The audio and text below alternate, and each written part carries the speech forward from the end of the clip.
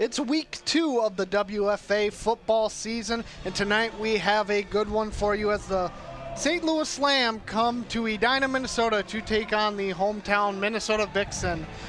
Hunter Pinky alongside Berg Ellenberger for tonight's action. Berg, you're a former Vixen player. St. Louis, Minnesota has become a pretty big rivalry in recent memory.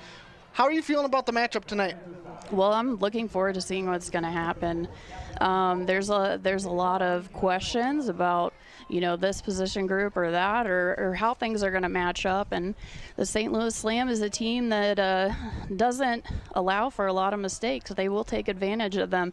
So the Vixen are going to have to come out and bring their best. And I'm sure they will. This is the home opener and a big game. It's not a relaxed first game of the season. So really looking forward to see how this goes. Minnesota Vixen coming off a week 1 bye, so they have yet to play a game this season. The St. Louis Slam come off a victory 63-3 over the Columbus Chaos. So they're riding high coming into this one, and it's going to be no easy showdown tonight as you get a good look at the captains meeting at the 50-yard line. St. Louis Slam are also coming off a trip to the WFA Pro Division Championship against the Boston Renegades, looking to repeat some of that success here. But first, that's way down the line. They need to seek another victory here tonight. You can feel the intensity. I mean, I'm looking at the sideline here, and there is no one sitting down. Both teams, they're ready to go. Absolutely, and Minnesota Vixen are under new leadership this year. There's a shot of Connor Joe Lewis. Connor is a phenomenal football player herself, although well retired after some injuries. But her comprehensive understanding of the game makes her highly qualified for this experience. I'm excited to see her play calls today. Very intelligent human being, and the coaches for the Slam will have their work cut out for them as well. She's also doing the offensive play calling too, also offensive coordinator. Minnesota Vixen also losing 2 key players last year in Red Bryant and Moose Rylander to retirement. Both have transitioned to coaching roles as you get a look at the St. Louis Slam head coach Quincy Davis. We're pretty sure. So we get set for kickoff. The Vixen taking the field, and it looks like they are set. Looks like the Vixen will be receiving the kickoff. Special teams, an underrated part of the game. So we'll see how this turns out. I like to watch the blocking, open field blocking. Takes a decent amount of experience to really get in there and find your position. But it's also interesting to me to see how special teams is designed. There's so much creativity allowed for in it. And the St. Louis Slam coaching staff is no joke. They know their stuff. There's a lot of depth of knowledge. So excited to see how we start off and who gets the momentum first. Kerry McMahon set to kick it off for the Slam. Back deep to return Sam Barber.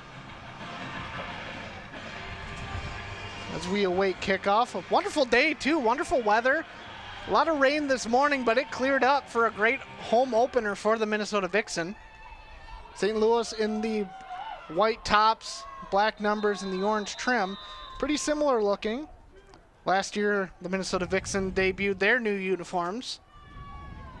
Moving away from the Reebok with the red stripes on the side.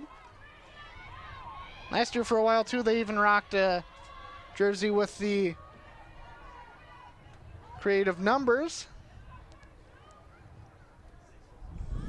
And we are officially underway here from Coleman Field nice in distance. Edina.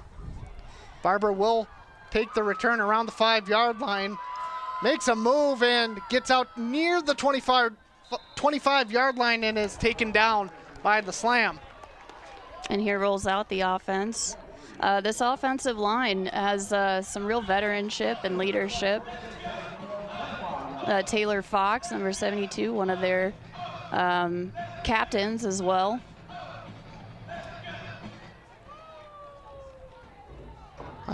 Let me edit that. Sorry. Taylor Fox, number 71. She'll kill me for that later. Under center for the Vixen today is Aaron Kelly. Looking to have another strong campaign. 2 receivers top of your screen, 1 in the bottom, 1 running back in the backfield. Snap. The pitch. Making a move, gets past and will gain 4 on the carry. That was Sarah Roche with her first carry on the 2024 campaign.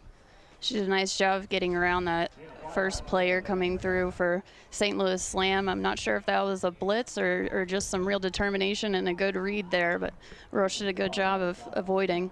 Yards aren't going to come easy against a tough Slam defense. Like we said, they only allowed 3 points in their home opener.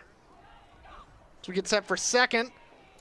Looked like a Slam player jumped, but didn't get a reaction. Handoff Roche once again, and breaks 1 tackle to gain about 2, so it'll be 3rd down and long.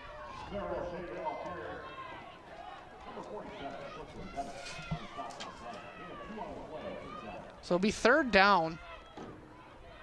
Early test here for the Vixen.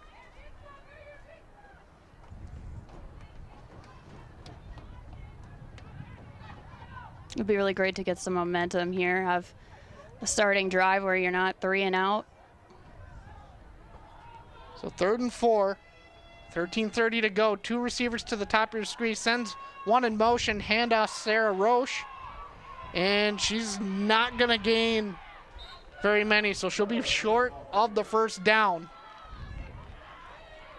So, well played by the St. Louis Slam defense.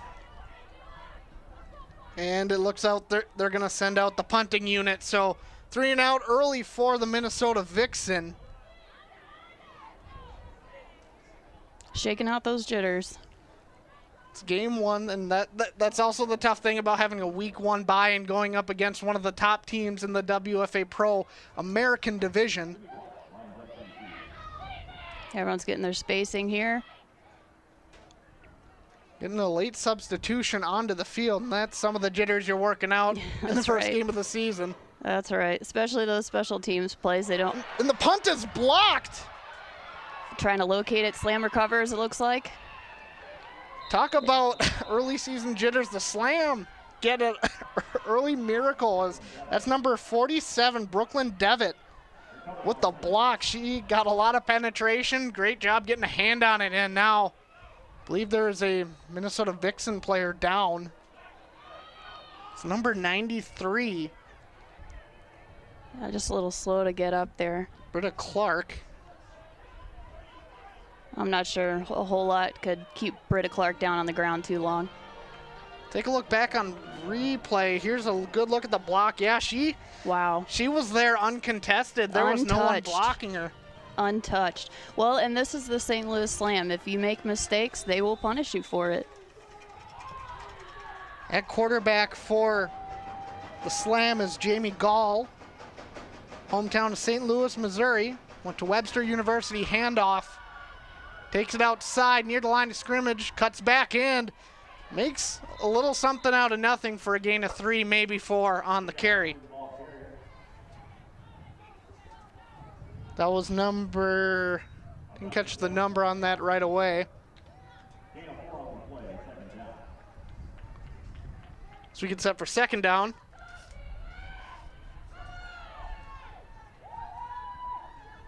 Good look at the St. Louis Slam on the field as we get set for 2nd down. About 6 to go. 2 receivers each side of your screen. Snap, looking to pass, has someone out in the flat. Taking pass for a 1st down and more. Near outside and pushed out by the 5-yard line. So Slam firing on all cylinders here in this game. Looks like we had Emily Sampson there on that tackle.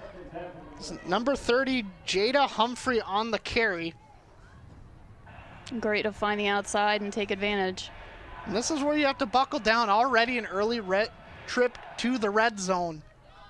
So we'll have to see what this Vixen defense is made of as we get set for 1st and goal. Snap, handoff, Humphrey looking for some spacing. Great job closing up that hole. That was number 77 on the tackle. Samira Garcia Pedro. Making it 2nd and goal. Good look on replay. Yeah, great penetration just to close that up quickly. Really stacking the inside there. Looking to pass. Floater and wow. Caught! Touchdown, St. Louis Slam! That was pretty tight coverage too. Right on top, just couldn't get her eyes around quickly enough, and incredible catch. That's Sydney Block, the tight end, on the reception. Nice corner out there. And that's where you see the Slam are going to capitalize on those early mistakes, so we'll have to see what happens as we get set for the extra point. And that was a beautiful pass, and the coverage was pretty tight too. Just great location.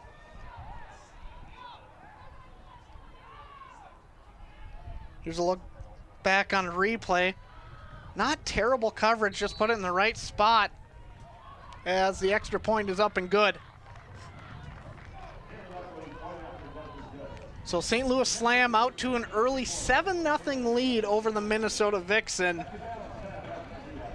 here in the first quarter. Tell you, the weather really did turn around today. It was rainy and windy and cloudy this morning, and I saw the forecast here for this evening. This is great football weather. It's not too hot, you know, and when it's really scorching, that turf just soaks up the sun. You feel like your cleats are gonna melt. So I'm sure both teams are grateful for a nice light breeze, but some sunshine and no rain. As a former Vixen player yourself, did you have a preference on playing on turf versus natural grass? I know that's a pretty big debate in pro football, but I believe a lot of common fields are turf in the WFA. They are, and I understand the ability to, you know, not have to pay for a lot of maintenance and longevity of the turf. I'll say I preferred playing on normal ground, mostly because it's better for the joints. But you know, turf has its benefits as well. I personally just prefer ground. You never know what you're going to get for grass, though. Exactly, and you just saw a good look at that touchdown pass once again. So Minnesota Vixen looking to rebound after special teams blunder, surrendering the touchdown as great distance there. Roche back to return. Has a lot of space, good blocking, looking to take it outside. Breaks another tackle, gets it out the 40, 50, one woman to beat. Wow.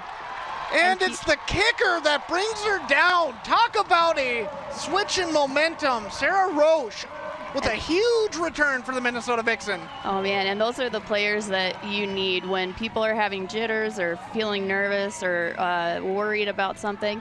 You have a player like Sarah Roche to come on and say, hey, you know, let's go, let's get it done. Really set the pace, set the tone. That's a solid team player right there. And that's exactly what you needed too. You can't get yourself down off an early blunder. Now you have all the momentum shifts your way completely. So we'll see what they can do on first down at the 30-yard line. Snap. Looks like we've got a pole play there. Handoff, and the Slam were reading it immediately. Yeah, that's right. Those linebackers tucked in at just the right angle. That was Johanna Fairmollen. Williams there on the tackle, a great read. Take a look back on replay. Yeah, great job just getting off their blocks to make a pretty quick tackle. It's a good set down for 2nd and 10. Two receivers each side, one running back in the backfield. Kelly sends a woman in motion.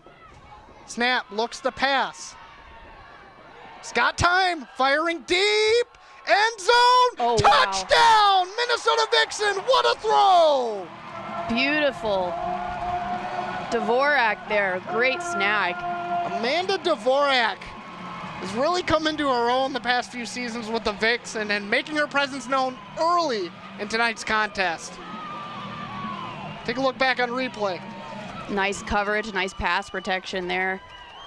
And she just gets her head up and perfectly reads that as it's sailing down into her arms. That's a play where blocking basically helped create that separation. That's Kelly right. had all the time in the world to make that throw. Yeah, she had at least another half a second there. So we get set for the extra point. It's number 20. Hannah Eckhart doing the kicking duties. Kick is up. Easy peasy. And good. So how about that rebound for the Minnesota Vixen? That was huge. Yep. It's hard to rely on your big playmakers, but it can put the pressure on them. But real athletes, real team players can handle it. So Sarah Rush getting the initial, hey, let's go, and then Dvorak finishing it off. A great throw by EK, and the O-line holds their own on the pass pro. It's a team sport, and that's what happened there. That's a great look at the replay. That was a dime of a throw. And now we're tied 7-7 with 9:26 to go. Can't say this is how I expected this to start. But if this is how the rest of the game's gonna be today, we're in for a really good one today.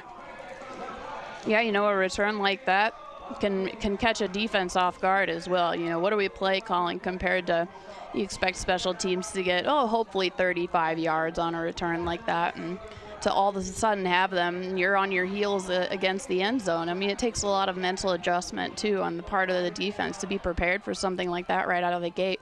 So great play call by Connor Joe Lewis there to go deep fast. Just saw a great look at the crowd. Great crowd in attendance here from Edina, Minnesota. So we get set for the kickoff. Low, drive. Goes off her hand, has to return. Great job picking that back up. Takes it over to the 30, and what a tackle! Dang. Laying the hit stick down. That's number 83, Shy Rhodes. Excellent job there. Nice, strong hit. Got the lane, kept it. And let me tell you, number 3 for the slam is a solid veteran player, Kaylee Nutzling. It was a great catch and recovery off of a bouncy ball. And that's exactly a play you build off that. The momentum is staying with the Vixen because that huge tackle, even though they got some yards, I think overrode the gain a little bit. So we get set for 1st and 10. On the Slam's second possession, this time in their own territory. 2 receivers out left, 1 to the right. Handoff up the middle, a lot of space, and great job wrapping her up to minimize the gain. She had a pretty big hole right there, but they luckily addressed right away. That was Sam Barber on the tackle. Interesting. You can see the defensive coordinator kind of testing things out. They went outside wide a lot last drive, and here they're taking it up the gut right away, seeing what they can get away with. 2 receivers each side. 1 in the backfield. 2nd down. Snap, looking to pass. And finds a receiver. Will cross 1st down, and a big tackle right there, but that was number 17, Carrie McMahon, on the reception. The Gall-McMahon connection found early. Just found a hole in the defense. And good pocket there created by the Slams O-line. Caitlin Hill on the tackle, another strong veteran, very intelligent player. She's right there on that tackle. Going up against number 3, it seems it's going to be a good matchup to watch. 1st and 10. Pass out to the flat. Caught. It's got a lot of room. And there's Hill. 1st down. Hill's coming off the block there and makes the tackle again. Nice play awareness. They're allowing some short stuff early out in the flat, but they're not letting it break for 15, 20-yard gains, which is good. But you got to tighten up in the red zone if that's the kind of defense you're going to play today. That's right. Just hitting the 8-minute mark here in the 1st quarter. 1st and 10. Waiting the play calls. 3 receivers to the left, 1 to the right, 1 in the backfield. Snap. Handoff up the guts. Got a lot of space. And we'll get the 1st down. Some really nice blocking there as well. That was Humphrey on the carry once again, and finding that gap, and I think right there was a good example of great play calling and diversity. Get a look back on replay. We've got some veteran defensive linemen out right now, Clanky and Angela Train Griffin, and you know, the team's going to be counting on their leadership on these kind of plays to really bring everyone together and stay focused. Looking to pass. Has a man and overthrown. McMahon was the intended target, so make it second down. And we mentioned it too, Vixen losing two of their longest tenured players to retirement, Red Bryant and Moose Rylander. Rylander, yes. So they're going to see, you're going to talk about seeking about that new form of leadership. Who's going to step up on the Vixen side?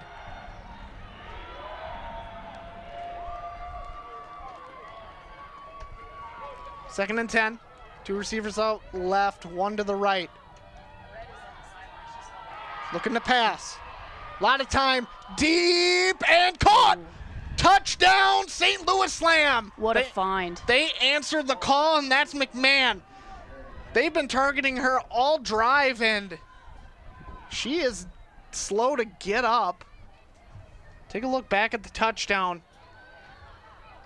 Talk about a great route, too. Hill's not too far off, and she's not going to let her go any farther than that. And on both touchdowns, too, the coverage wasn't bad. They just got a little bit of separation. Just enough to have the advantage on snagging that ball. And kudos to the St. Louis Slams quarterback for placing these balls perfectly. Get set with the extra point. Kick is up and drilled. Kaylee Nutzling again. Very talented player. Can do multiple positions. I've seen her as a defensive back. I've seen her as a wide receiver. She's solid on special teams. She's an all-around solid athlete. Another good look. Great camera work down there. Production crew today, Charles Brolin, Jerry Schwartz, Rob Clark, Sean Keene. Well, I know we mentioned Red Bryant, and I have to say I see her here on the sidelines. I'm aware that she's helping coach the D-line along with Bruce Brevitz, who's a long time been coaching the D-line for the Vixen. And you can see right now they are circled around Red, listening to what she has to say and her expertise. And I mean, she's not only a strategy leader, but she's always been like a spiritual leader for this team. You know, really the spirit, the heart of the Vixen. So I'm sure she's also still filling that leadership role from the sidelines. Absolutely. Well, we have a moment too. A referee crew. Tyler Downs, the referee. Tony Day, the umpire. Gordy Hansen, head line judge. Brad Huffendick, line judge. And Kevin Hillman, the back judge. Thank you to our officials. We know it's a tough job. Reminder to all fans, please be nice to officials. We wouldn't be able to cover a lot of games without them, so appreciate them. Roush back, and that's going to trickle into the end zone for a touchback. Probably a wise move to not let Roche get a hand on that ball. As we already hit drive number 3 for the Minnesota Vixen. So what are you telling your team after you allowed a big scoring drive right there? What do you tell them to kind of rebound in this situation? The Slam or the Vixen? For the Vixen.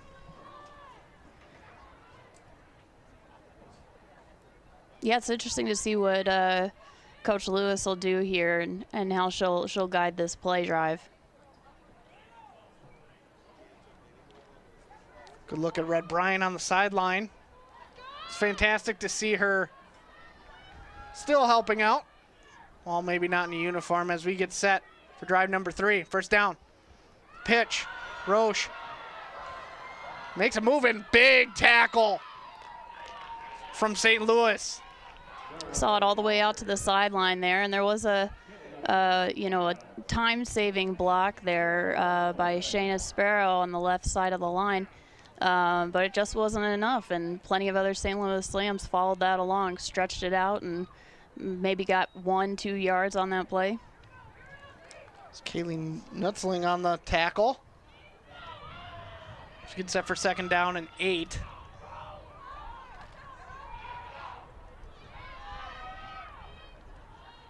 Bunt formation near side. I see Jackie Radford out there in front. Dvorak on the opposite side. Snap, looks to pass. Pass pro all day long. Wide open out in the flat. Great stiff arm to get the first down, and talk about a great play design right there. Yeah, that was great. We had some receivers go deep and draw the defense, and then there's Shayna Sparrow just ready to take that ball. She's not an easy tackle either. She goes hard. Get a good look back on the replay. Ooh, we've got a messy pull there and some penetration through the middle. That's tough. Yeah, they tried to get to the line quick and run a quick play, but they were stuffed. And it looks like we have an injury down on the field. One of our St. Louis Slam players here having a little trouble getting up, maybe a knee or an ankle. It's number 47, Brooklyn Devitt. And Coach Lewis will take this opportunity to talk to her quarterback, get some strategy. We've got some great trainers here to help out, very knowledgeable. To an early season injuries too are fortunately a little more common than you'd like. I'm not really sure how that injury went down, so to speak, but try to see if we have a look at it here in a moment. I will say it was a smart heads-up idea to do a hurry-up play there. Once you get that momentum, you know, keep it, use it. Unfortunately, it just didn't pan out, and St. Louis Slam really capitalized. Looks like we've got some family members tuning in. Lynn Jensen-Nelson from South Dakota and Miranda Lattimore from Portland, Oregon, as well as some Slam fans coming in. I'm not sure where they're tuning in from, but this broadcast reaching plenty of people across the U.S. here. It's exciting to see people come together for this great sport. We've got CC Mays has thrown up a couple of comments so far for the Slam. Here's a look back at that injury, kind of across the middle. Ooh, just gets kind of tied up and takes a shot to the lower leg. Ran into number 21, Raven Williams. So good to see she got up under her own power as we get set for 2nd and 12.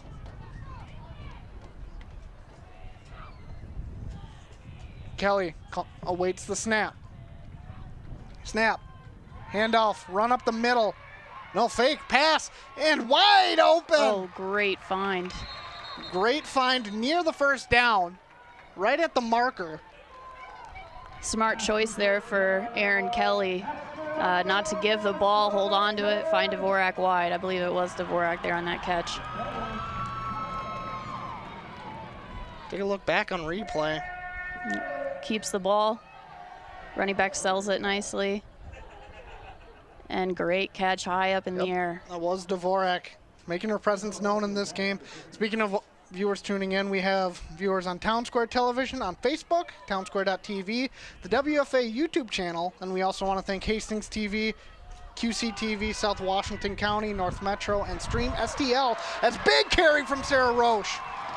Really bouncing it out there, hit after hit. Brought down by number 3, Nutzling. And talk about power football. Big hole. Another great sell by EK there. Rips it out to the 25-yard line. So number 7 also takes a great angle there, Keona Smith. Vixen rebounding nicely on their 3rd possession of the game. Great play calling. Take a look one more time on replay. Great blocking too, and you mentioned it. Key to this game is going to be that offensive line and defensive line battle all night. That's right. First and 10. Rush has a great does a great job of having patience in that play as well, letting it develop in front of her. Motion, and that's pitch. Little shuttle pass. Makes a move, takes it out to the 20, near the 18-yard line. Jackie Radford doing a great jet there. Man, we are seeing a wide variety of play calls on both sides today. Vixen are really swinging things. Yeah, it seems like now that they've got some momentum, a little bit of freedom to try some different things, you know, you get more comfortable and you dig into your variety of packages and see what works and what doesn't. Where can you find the holes and the weaknesses and then take advantage? So 2nd and 2 after the little shuttle pass to Radford. 2 receivers, top of your screen. 2 and a tight end here. Kelly looks like they're on pass. routes. Broken protection, throws it deep, and good job just to get it away. No flag, so no grounding, but great job to just get that ball out. Yes, smart play. And that was the first time we really saw a lot of penetration in the passing game tonight. That's right. I imagine that was a play call by the defensive coordinator for the Slam, sending up some blitzes, because that middle had 2 players going straight through. So we get set for 3rd and 2. 2:50 to go here in quarter number 1. We've got trips right again. Might just be the same play. Everyone's in the same spot. We'll see. Snap. Handoff. Getting a push. It's going to be close. Yeah, I don't know that they got that there. It might be a little short. Some aggression there on the line, but it might not be enough. The Slam wanted it too. Yeah, so they're going to rule it a 1st down. Really squeaked that in there. Slam have to dig deep. This drive's getting a little bit long, and you know, when it's one of the first games in the season, it comes to a matter of as well of how conditioned are you. You know, how long can you go as the drives get longer and longer? Which team is more fit? Great point as we get set for 1st down once again. Kelly takes a snap, hands it off, has a lot of room, takes it down to the 2-yard line. Fantastic block there as well. We had a tight end slice there by Shayna and just really made the play and let EK get through there, and what a great run. That was Fairmolin on the carry. So kind of mixing in running backs early too, and both of them are seeing success tonight as you get a look back on replay. Yes.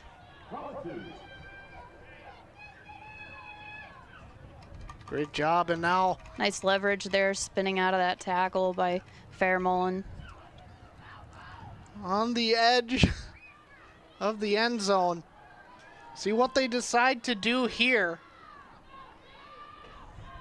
Under a minute to go, looking to pass. Kelly chucks it to Radford. Radford caught and touchdown. Wow. What a great effort by the Vixen wide receiver. Yes, really avoided that first tackle there. Took the steps necessary, got some good angles. That's hard to defend. And lots of scoring early. Take a look back on replay. Personally, I love this play near the goal line. Throw something short in the flat, maybe let receivers get other receivers, calls a chip. That's right, let your playmakers do what they do best. As we get set for the extra point. We have Hannah Eckhart here on the kick, and a fan of it, and looks good. Have a fan of Hannah's, and as well as Joanna Fairmolin shouting out from the live stream here, Marie Linke. Shouting out to my 2 German friends, and they are certainly doing a great job this game so far. Absolutely. So, a lot of scoring here in the first quarter. Both teams putting up 14 as you get another look back on replay. Yeah, great physical effort by Radford. And a nice forward fall there.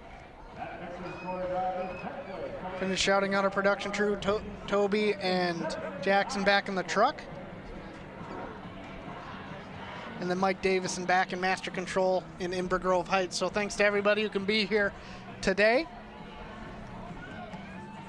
And boy, talk about a great opening game for the Minnesota Vixen. Yeah. A lot of back and forth. This is exactly how you want your opener.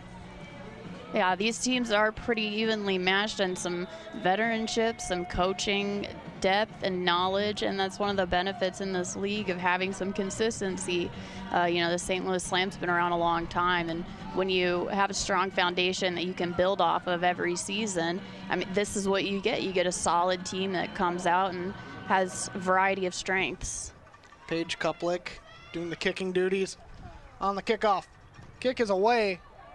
Little floater caught near the 27. It's got space in. What a tackle. Again, Shy Rhodes right there. So far, she's the special teams MVP on the day. Yeah, no kidding. And I imagine she's in a gunner position based off of how fast she gets there. Wow, what a play. As we get set for first down with 43 seconds to go as the Slam now head out for their third drive.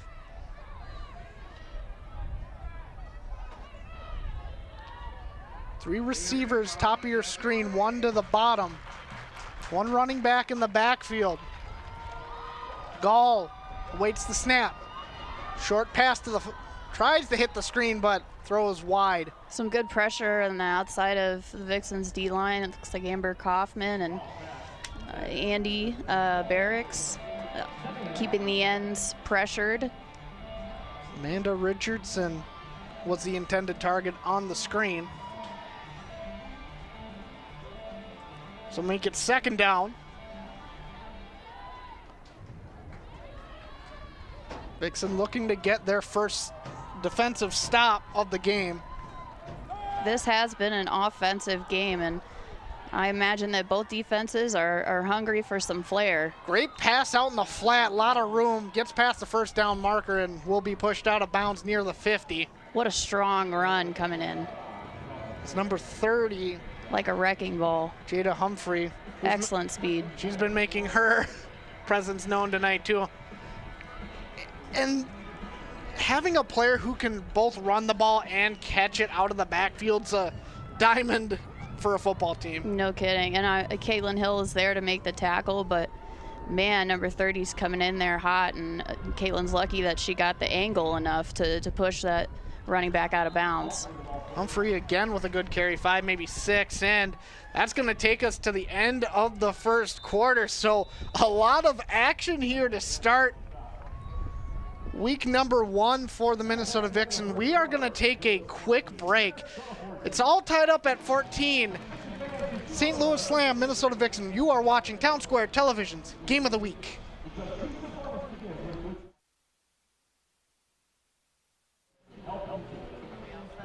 Welcome back to Town Square Television's Game of the Week. The St. Louis Slam and the Minnesota Vixen are tied. It's been a really crazy game so far. So, Berg, what have you liked so far? What have you disliked? What are you looking forward to in the rest of this game? This is exactly what I was hoping for. A tit for tat, back and forth, switching of the momentum. It tests both teams, both physically and emotionally. Who's going to come up on top? Who can last the longest? Who has the most grit?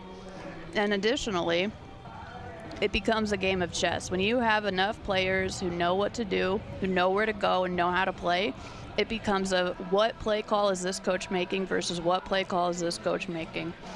So I think if they can clean up some errors on both sides, I mean, this could be a really entertaining game all the way through.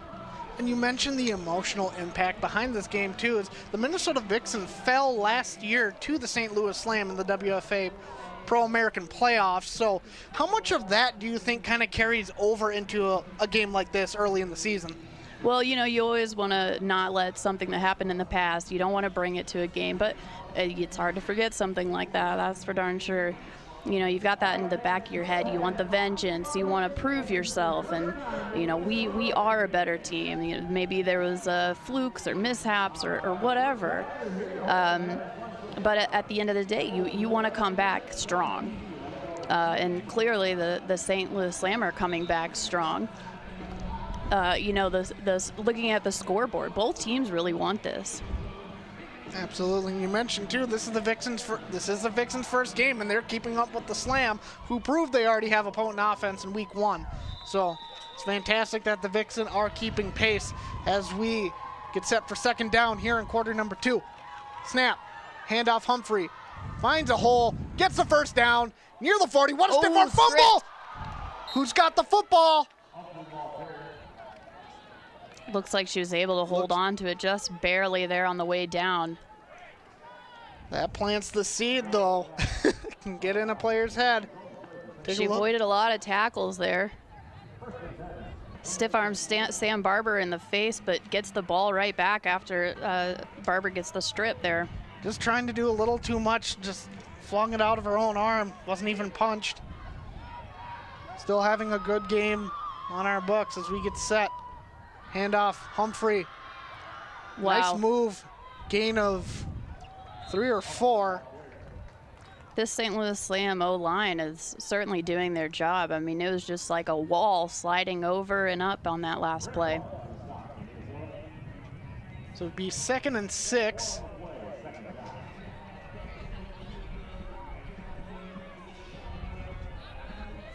There's a good shot of Jada Humphrey, the running back. Humphrey, 5'0", 120 pounds, from St. Louis, Missouri, to Quincy College. So we get set for 2nd down. Humphrey in the backfield. Gall with the snap. Handoff up the middle. Lot of space, and we'll get the 1st down. Or we'll be very, very close. Again, kudos to that O-line. Really pushed away up. You know, credit to Train there, Angela Train, as she got off that block, came back, still made the tackle, stayed involved in the play. We'll see Train Griffin's gonna come off the field. As you mentioned, one of the defensive leaders and captains for this Vixen squad. Downs do officially reset, 1st and 10. 2 receivers to the left, 1 to the right. Humphrey in the backfield, looking to pass. Has time, deep shot, and just overthrew McMahon a little bit. Just out of reach. That was close to being another touchdown. I will say I'm not sure which Vixen player it was, but that quarterback had someone right in her face as she was making that throw. Here's a replay here. Oh, just misses barely. That was number 26, Caitlin Hill, in coverage. That's the kind of pressure that you need at a time like this, where you need your defense to show up in the secondary, but the D-line is still in it and has a big impact on those throws, how cleanly they come out. 2nd and 10, 14-14 game here from Edina, Minnesota. Snap, play action, great pass and reception. He's got space, takes it down near the 10-yard line. I believe it was Britta Clark there, yes, on that tackle. Well, Sydney blocked the tight end. So it's been Block and McMahon, kind of the 2 primary targets for the Slam so far. Oh, some real playmakers. Down, the chains will move once again. 1st and 10, 12-16 to go here in quarter number 2. 14-14, snap, play action. Ooh. Little short pass to Block once again, takes it a couple yards short of the 1st. Great play call. Yes, it was. Their play action today has been very effective for both teams, and right there for the Slam. Found that space on the side and a couple of high tackles, just didn't get the job done right away. And that's the problem you run into when you've had success running the ball, is where are they going to go? That's right. Those play actions are going to be way more dangerous.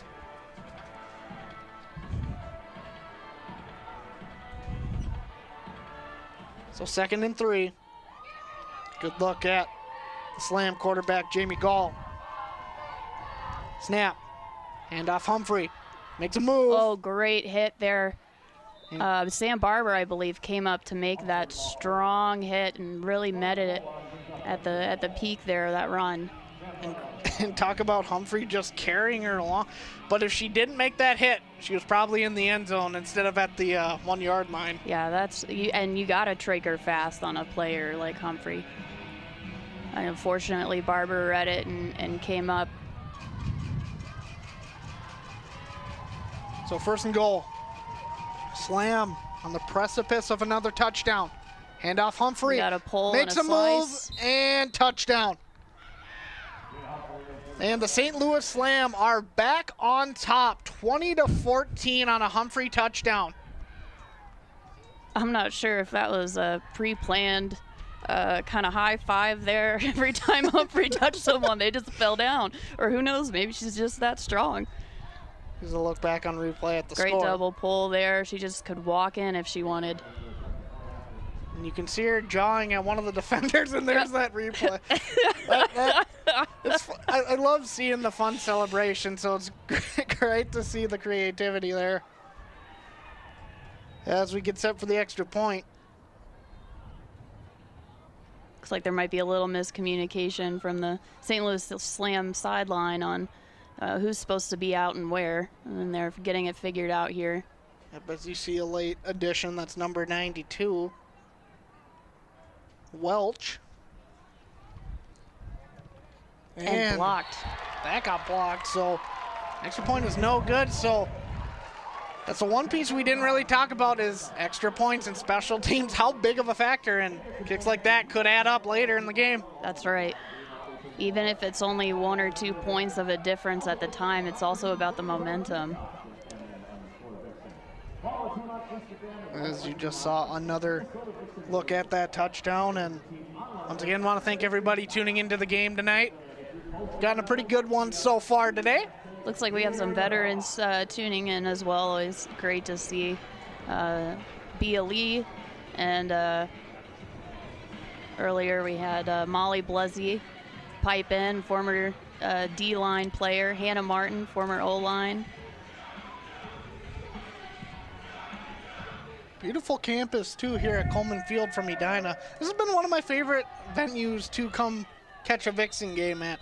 Very big, very spacious, but all the Vixen fans also do a really good job filling up the home side stands. They're great. The fans here are just incredible. It's wonderful when it's not just parents, family members, and close friends. You know, you get into the community members who might not even know a player personally, but just great support. And the kick is away, so it's going to be Roche with the return, makes a move and takes it out to the 32, maybe 33-yard line. And Roche's been pretty good on special teams, too, even getting 10, 15 yards on a shorter kick. Well, she's an athlete. You know, there are some people that, as a lifelong athlete, everyone wants to strive for that zone where you got the flow and everything. It almost seems to happen to you.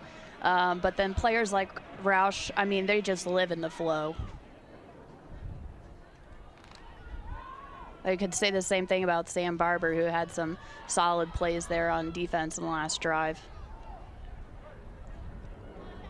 So 10:40 to go here in the second quarter. Handoff. Great penetration by the Slam. Got 2 players in there in the backfield on that. They were ready. I'll make it second and about 11. Number 42, Mary Altapeter on that tackle. Good look at Aaron Kelly taking the play back to the huddle.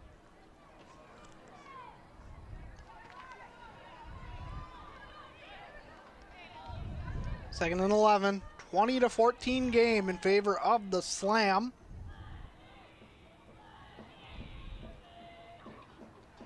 Looking to pass, has a lot of time, and caught near the 35, but wrapped up immediately. That was number 89, Nikki Hyber. Looks like Maya LaFleur, number 5, was well in the backfield on that throw, and great pickup by Sarah Roush to get that last second block and give EK some time to make a throw, even though it was unfortunately kind of short. You know, the Vixen, they're trying to chip away. It's Kiana Smith who made the tackle. As we get set for a 3rd and long.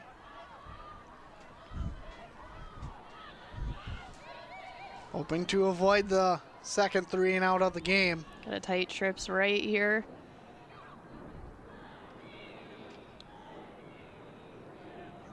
Snap, looking to pass once again. Fires over the middle and goes off the hands of Dvorak. Who had plenty of defensive players near her, so she might be counting her blessings that didn't get caught. She might have gotten murdered right after. And that's going to bring out the punting unit. Great Nat sound right there. You could hear the coaching staff yelling, punt, punt, punt.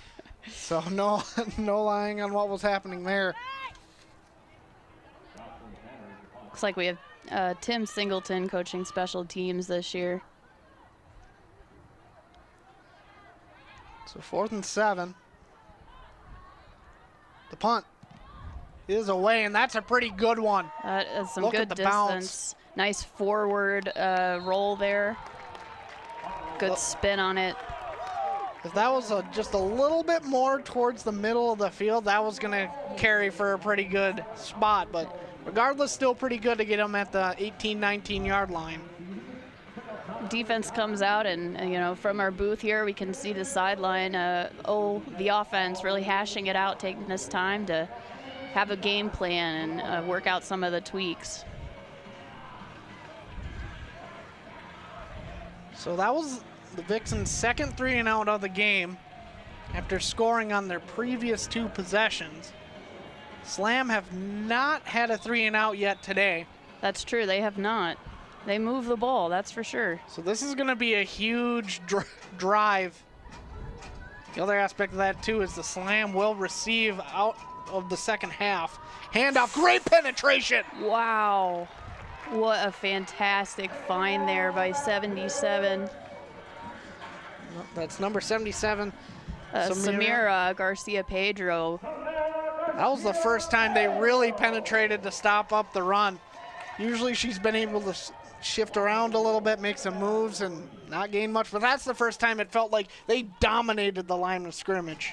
You know, I played whirly ball with her a couple weekends ago. She's a beast.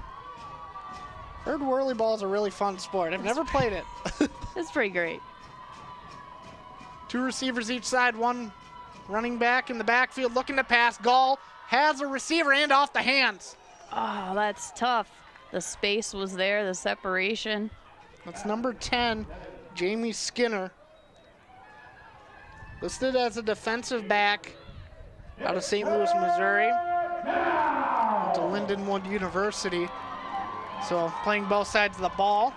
We've got Brian Sweeney here announcing on site, really getting the fans pumped up for this 3rd down, and Vixen try and stop it here. Sweeney also the host of the Road to Canton show, which will be playing at halftime for those tuning in live. 3rd and 14, big defensive time for Vixen, looking to pass. Gall dumps it out to Humphrey and just gets away. She covers it just in case of a fumble, but I thought that was an incomplete pass. Well, she was really trying to make something of that play because those defenders were right in her face. Take a look on replay. We'll see. I think it's just, that's close. It is very close. I could see it ruled other way, but I do agree that it was a forward pass initially. But this is the first huge stop for the Vixen tonight. Yeah, and it seems like maybe there's more blitzes coming in, a different kind of pressure, anticipating where St. Louis Slam is going. But I imagine the defensive coordinator, Eric Mang, is pretty happy with this drive, this stop. That's McMahon doing the punting duties as well. Good kick. That's caught by number 83. Has a lot of room, and takes it into Slam territory. So somebody just give her the special teams MVP already. Just give her a ribbon or something. Shy Rhodes, athletic catch there. It was coming in hot. Got her hands around it, runs through. Great forward fall. That was also a great tackle by Block on the back end. There's a lot of space right there. That could have been a lot more. Good shot of Aaron Kelly getting the play call from Connor Joe Lewis. So far, if you're Joe Lewis, you have to be feeling pretty good with how your offense is playing. Need to clean up a few things, but looking to do some more damage here in Slam territory. 1st and 10, snap, handoff, and the Slam read that like a book. They sure did. Looking to run there, and they filled those gaps. Well, it's Fairmolin on the carry for the Vixen, make it 2nd and 10. You can see the focus with the way the Slam is communicating with each other and getting prepared. We've got the D end over there jumping up and down, ready to go, keeping the legs warm. It's number 5, Maya LaFleur. Talking, communicating with the team, they're ready to go. Fairmolin stays on the field. I'm liking the use of 2 different running backs here tonight. Keeps them on their toes. Play action pass, Kelly. A lot of room. Deep shot. Caught! What a play call! That's Jackie Radford on the reception, and the Vixen are threatening once again, Berg. Incredible. Well, the defense took the bait on that. You know, they had the play action pass there. They thought the play was going. It looks like offensive line sold it as well. DK takes it out to the other side, and Jackie Radford does what she does best, makes an athletic catch. And they're going up-tempo, handoff, Fairmolin looking for space. Makes a move inside, touchdown! Oh, those blocks. Minnesota Vixen, and you said it yourself. O-line key tonight, and boy, that was some beautiful blocking. Boy, that was a beautiful run. That was fantastic. You see Sammy Kraus coming off the line and Sam Anderson just both hit hard on that, push their players back, and there we go. We're in the end zone. We're got 2 points. Man, this is quite the shootout. Or sorry, rather, I thought we were going for 2 there. There's the touchdown for a fantastic drive by the Vixen O-line. Once again, that'll be Hannah Eckhart out to do the kicking duties. Kick is up and good. So now the Vixen have their first lead of the game, and that's a huge, huge fact. Now you can build off that momentum as you get another good look, and that was a great angle on the blocking. I loved having that reverse angle, so great job by the Minnesota Vixen on all facets of the offense. I'm sure that the Vixen would love to go into halftime with staying on top and ahead, but they've got 6 minutes, 17 seconds left, and the Slam are not going to go down easy.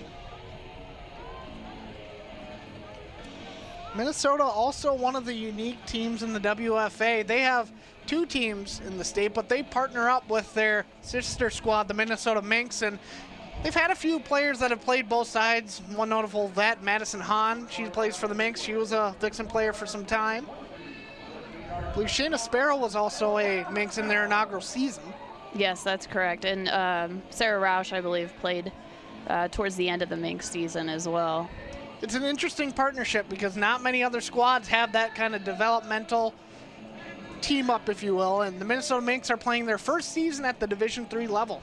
They were at the developmental for a couple, and now they've moved up. It's a huge advantage for this organization. The majority of athletes coming into this team have played different sports, but not necessarily women's tackle football. The youth infrastructure isn't there.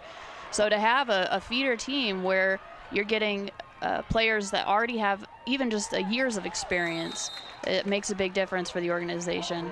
Botched return, but picked up by Humphrey, taken out near the 30. So great recovery right there. And St. Louis Slam looking for a rebound after surrendering 7 to the Vixen. Good look at the quarterback goal. Who's had herself a pretty good day. Yeah, I'd say some really spot-on passes. Pretty clean offenses on both sides. No turnovers today. 2 receivers top of the screen, 1 to the bottom. See Britta Clark on the edge there, going in fast. Humphrey handoff, and she is swallowed. A lot of traffic there.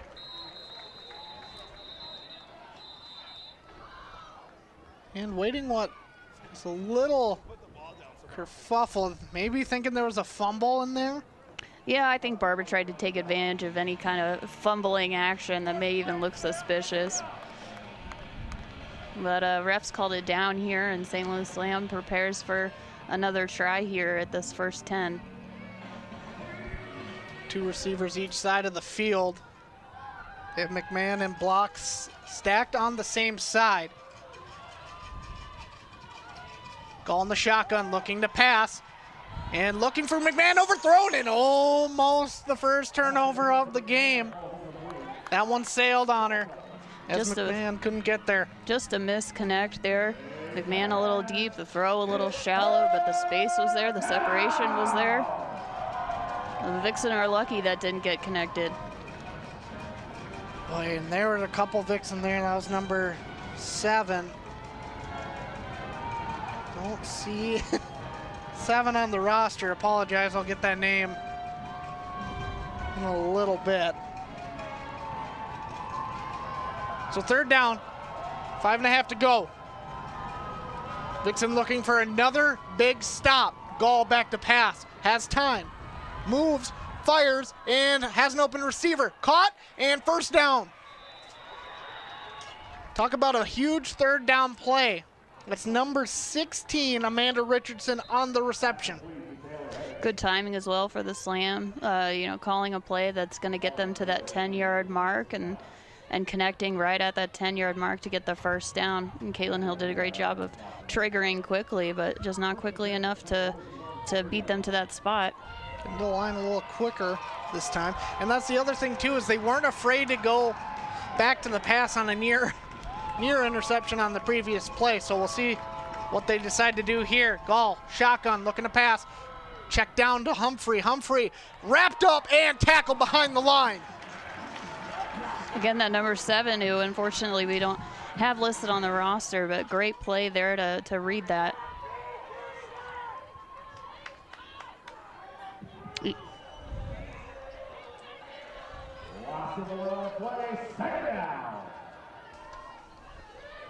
Good look at the replay here. Yeah, great tackle.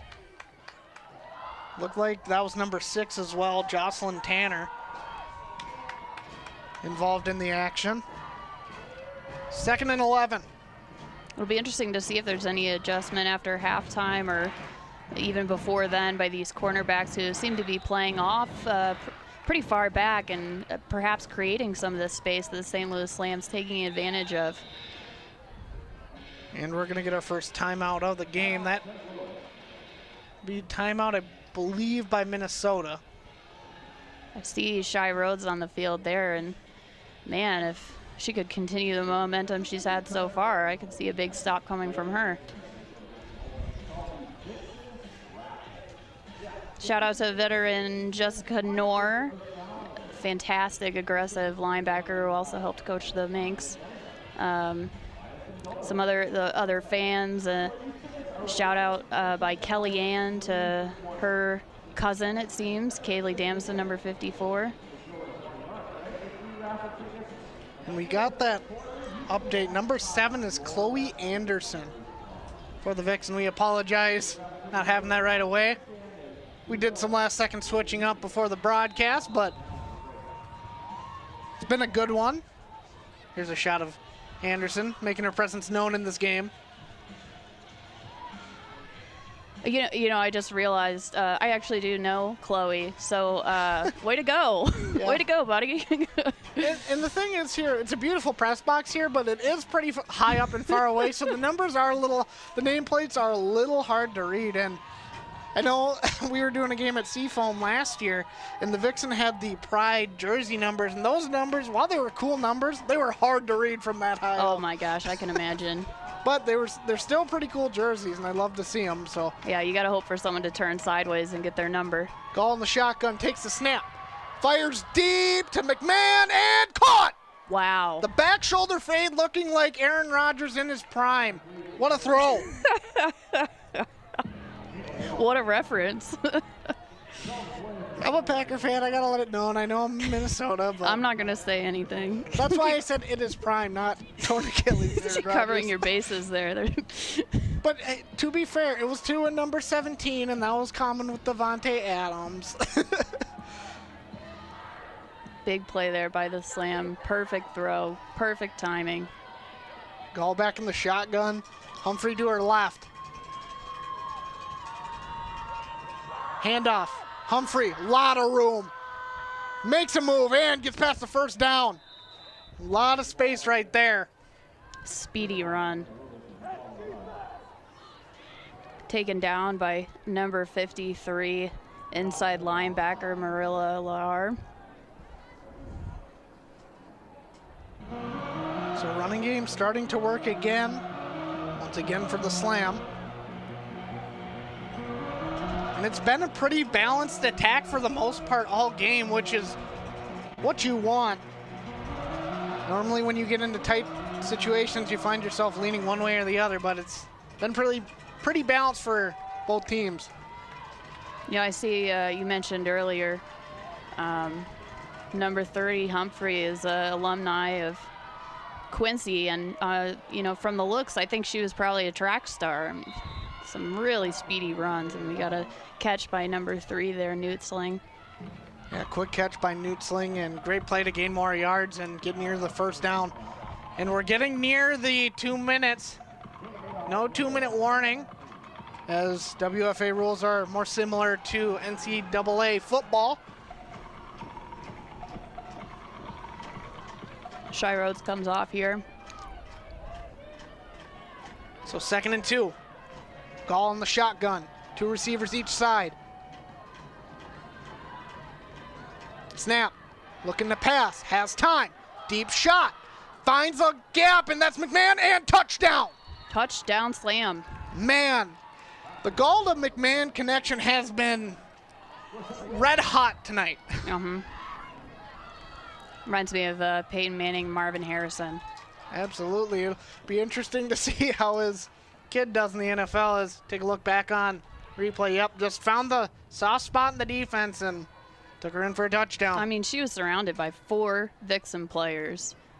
Made that catch, got the right angle, and took it right in.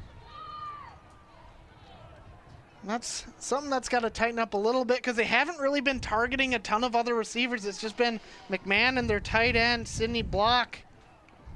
Yeah, it'll be interesting to see how the Vixen adapt after halftime. And there's still plenty of time to work with, minute 38, but you did burn. Oh, no, excuse me. They have all 3 timeouts. It was a Slam timeout. So they still have plenty of time to work with as we await the extra point. Up, and that is good. So plenty of time to work with, but you also don't want to put yourself in a spot you'll get burned in the second half. Another look on replay.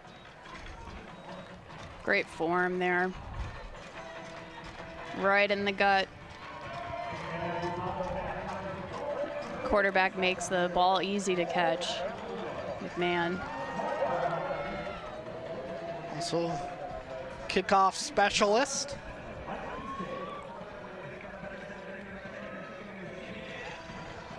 Also forgot to mention, too, the new press box here in Edina, so it's a little bigger, a little nicer. Last year we were over at North St. Paul High School for these Minnesota Vixen games. There's a shot of the new press box, and you see camera operator Jerry right there. Yeah, there's my arm waving. So it's a great campus here at Edina High School, and it's great to be back here. WFA season's always one of my favorite time of year. As we await the kickoff, 1:38 to go. 27-21 lead in favor of the St. Louis Slam. The kick, high one. Little miscommunication, and thankfully that was not fumbled. Makes a move, gets a decent return out of a near fumble. And that's one of the first special team blunders we've seen today. Number 29 there, Paige Kuplick. Got tied up a little bit with Shy Rhodes. In that scenario, who typically kind of has charge? Is it the player further back, or is it kind of in the middle? Well, it really just depends on how it goes down and who calls it. You know, if you call it, you better get it. And you know, sometimes you've got 2 people calling it. You know, I would imagine based on Paige's position, she could be more of a blocker, like a wedge line blocker. But if you're gonna go, you go, and she did. She took it up and avoided some tackles there along the way. Nice pass out to Roach in the flat. Good gain.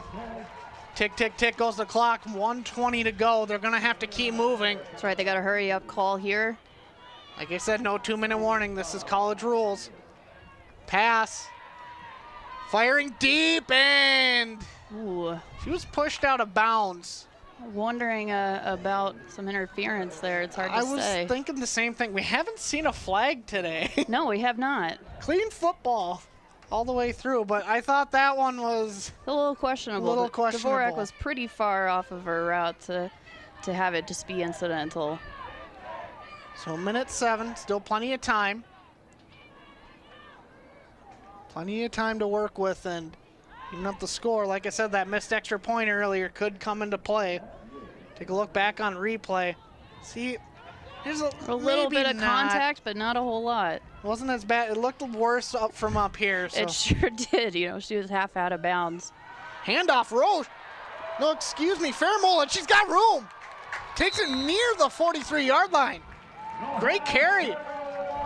And we've got another hurry-up call here. Vixen try and get back on the line and ready, but timeout called.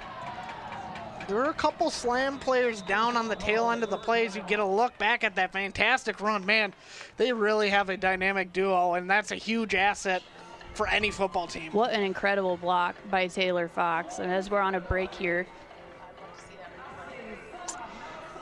and really just sealed up that edge. Looks here's like we might be getting another look at it. Here coming in, Taylor Fox there on the left side. Some players move to the center, and Taylor just seals up that edge, and then, you know, the running back's taking it all the way up the field. That's a game-changer block. And they really needed this drive. There's still 2 timeouts available to the Vixen with a minute to go.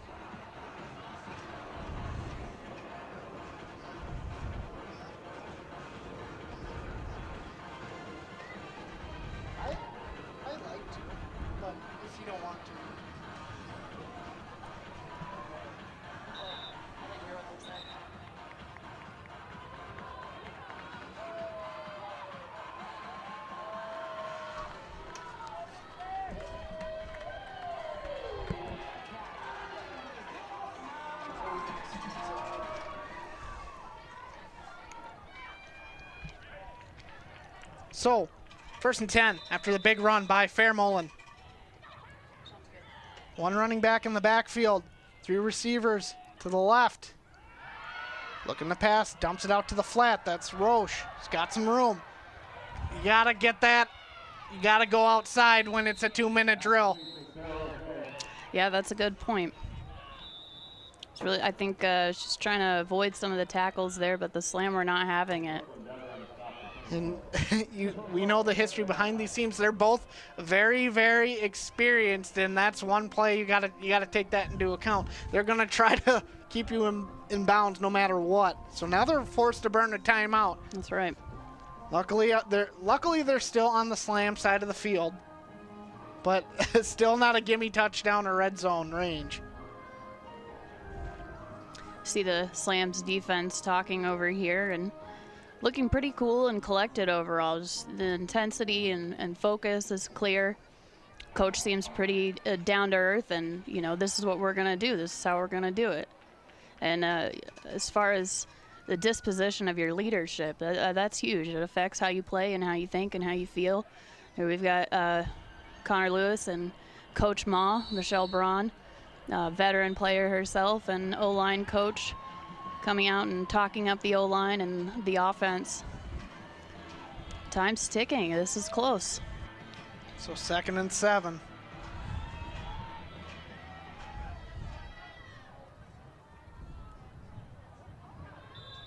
One back behind Kelly. Couple of receivers near side. And play action. Kelly looking to chuck it deep. And who almost was our first interception of the game. That was Newtsling in coverage. And boy. Tough throw to make with someone in your face, too. Just was behind the intended target. Amanda Dvorak is great shot from our on-field cam, and just too short. Just off the fingertips of Newtsling there. So great read. 45 seconds. 3rd and 7. You're in that weird range to where Don't think you're going to kick a field goal from this far out, but you also don't want to give the Slam some opportunity with 45 seconds and 2 timeouts. Kelly looking up the pass. Caught over the middle. Dvorak takes it across the 30 and gets the first down. Got a first down. Great route combo there to really distract the defense and pull them away. I imagine they were anticipating that Dvorak would go deep as well as typically she would. But she stays close, hugs line, gets some space, and a good run after the catch. Luckily, this is college rule, so on a first down, the clock doesn't run immediately. Pass outside, great throw, great catch. Radford, that's exactly what you needed. That's and right. Got out of bounds. Way to get out bounds. So, clock, not too much of a factor yet, doing a great job on those last 2 plays. 2 solid hands on that coming out of bounds. Radford was not going to drop that ball.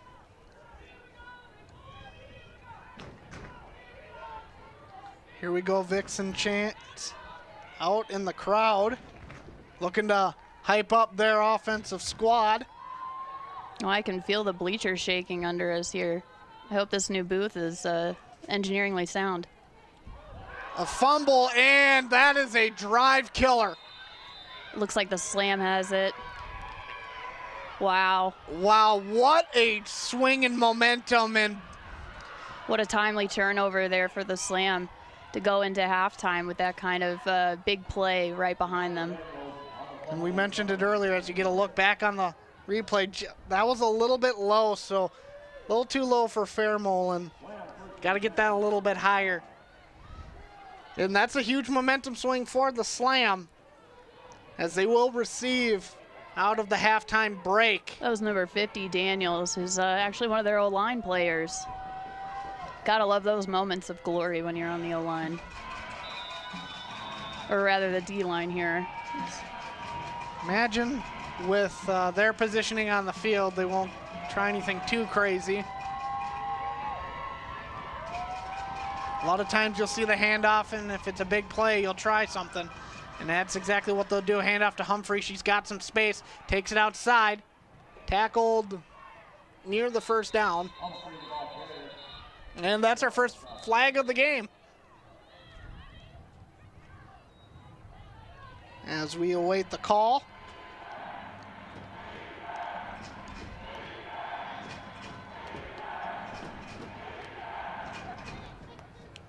Shot of our referee. Tyler Downs. Face mask on the Vixen, so that gives them another 15. So now with 13 seconds, that's kind of that weird range. You could take a shot, but... Well, you certainly can now compared to 15 yards ago. I'm gonna look back on a replay, see if we can see it. Yep. It was just the pinky finger, so not much of a face mask, but enough to call it in. Yeah, Humphrey took that cut back, trying to avoid the tackle, and defender there had an outstretched arm, and that's where it ended up. And we're gonna get a Slam timeout. They're gonna talk over what they wanna do here. So if you're the Slam, what way do you lean in this situation? Do you think they should go for it? Do you think play I think they've got to pass it. I think they got to go down the field. They've had the separation. They've got that great connection going with their offensive pair there.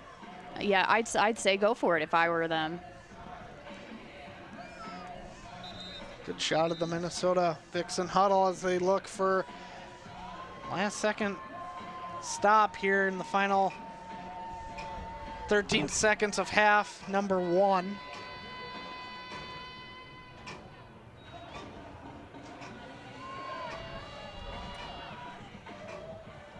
So huge stop needed here for the Vixen. Jamie Gall, quarterback from St. Louis, Missouri, out of Webster University. Standing at 5'7". See what she does. She's paying attention, that's for sure. Waits the snap. Snap. looking to pass deep, has a receiver and just can't get back, and that's a flag. They're going to call pass interference on that? Interesting. I don't know that Britta Clark there was even paying attention to where the ball was. Might have gotten in the way of the route, but it'll be interesting to see what the call is here. Definitely will need a replay on that one. They're going to wave it off. Yeah. I think that's the right call. I did not see much, and if there was contact, I thought it was incidental. Yeah, I would agree with that. You see her fall down. Well, she's coming back for the pass that was slightly short.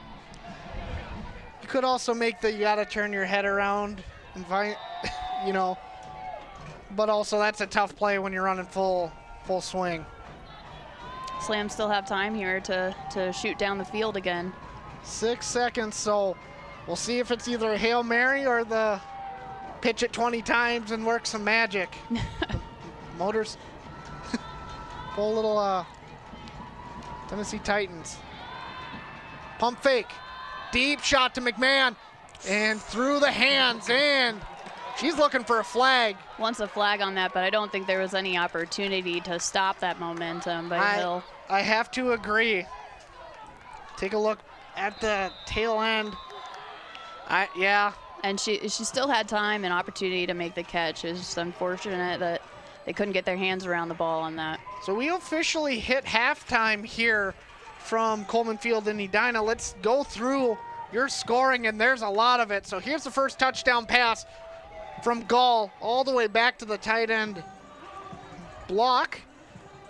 That was a beautiful floater touchdown. As we go to the Vixens' first score, a deep shot to Amanda Dvorak, and boy, that was a pretty throw. Probably the best throw of the half. Gorgeous. Next will be Gall, another touchdown pass. Straight to McMahon, who's had herself a day today as well. Next, Minnesota Vixen answer back once again to a little check down to Radford. Great physicality near the goal line. Followed by a touchdown run by Humphrey. Vixen back on the attack. Handoff to Fairmolin for her first touchdown in a Vixen uniform. Followed by a nice touchdown pass to McMahon for her second of the day. Found great separation in between the coverage. So as we hit halftime, Berg, do you have any final thoughts on what you've seen so far in this game? Well, I think it's going to come down to the Vixen secondary getting something tightened up or re-strategized. Vixen offense is working pretty well, just keeping it consistent, not making mistakes, because the Slam will take advantage of that. They're ready. They're coming out hot. And for the Slams offense, they just got to keep that rolling with McMahon and Gall. And, Humphrey is no joke. So I imagine both teams are making some adjustments and ready to come back. Absolutely. So we hit halftime here from Coleman Field in Edina, Minnesota. The St. Louis Slam lead the Minnesota Vixen 27-21 here on Town Square Television's Game of the Week.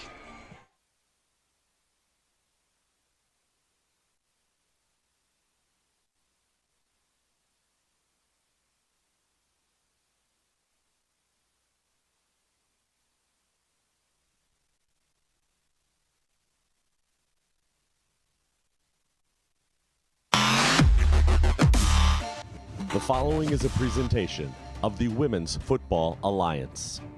Opening weekend is in the books. We'll look back on week 1 and forward to week 2 on the road to Canton.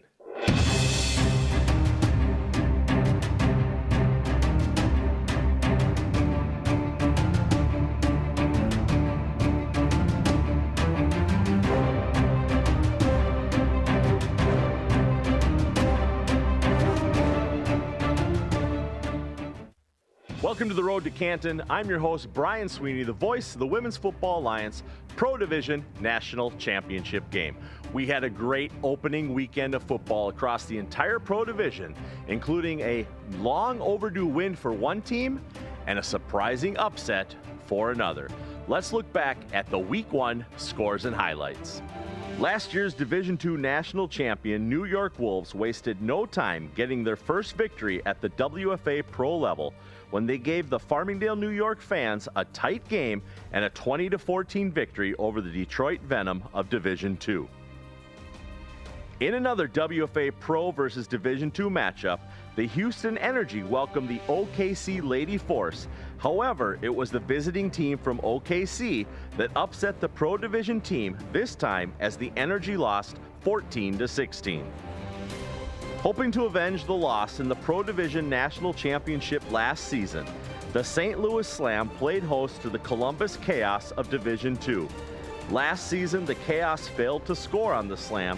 This time around, they did manage to put 3 on the board, but it was not enough to overcome the Slam's high-powered offense, who beat the Chaos 65-3. And in a Pro Division head-to-head matchup, the Tampa Bay Inferno welcomed the Boston Renegades. At the half, Boston was only up by 13. However, the second half played out like Groundhog's Day as the Renegades did what they do best, put the ball in the end zone and beat the Inferno by a final score of 47-0. Alex wasn't able to join us in studio this week, but he's at home with his thoughts. Thanks, Brian. While obligations here at school are keeping me away from the studio this week for this week's edition of Road to Canton, there was a lot of great things that I saw in the WFA Pro Division in terms of results from last week. None of the wins surprised me. What did surprise me was the multitude by which those wins occurred, specifically with Boston and St. Louis, both winning by multiple scores. It was impressive to see just how quickly their offense has gotten to gear. You know, sometimes in that first week of a season, it takes time for an offense to get going. It takes time for an offense to be able to reach its full potential. But both St. Louis and Boston really proved that their offenses were set, running, and ready to go. We'll talk about it more coming up in our Game of the Week segment, but I was impressed by what I saw out of Pittsburgh back at full strength. I was impressed by what I saw at a Mile High, and I think that when we talked last week about the question of would New York be ready to go to Division I and the WFA Pro, there was a lot of good things that I saw in their matchup against Detroit, where when they were able to come back from being down early against the Detroit Venom, they did a great job in consistently responding, and Danielle Ayala had some perfect passes that led to not only touchdown scoring opportunities, but touchdowns themselves. I was really impressed with what I saw out of New York this week, but in terms of the results, everything unfolded in week number 1 as planned in the WFA Pro Division.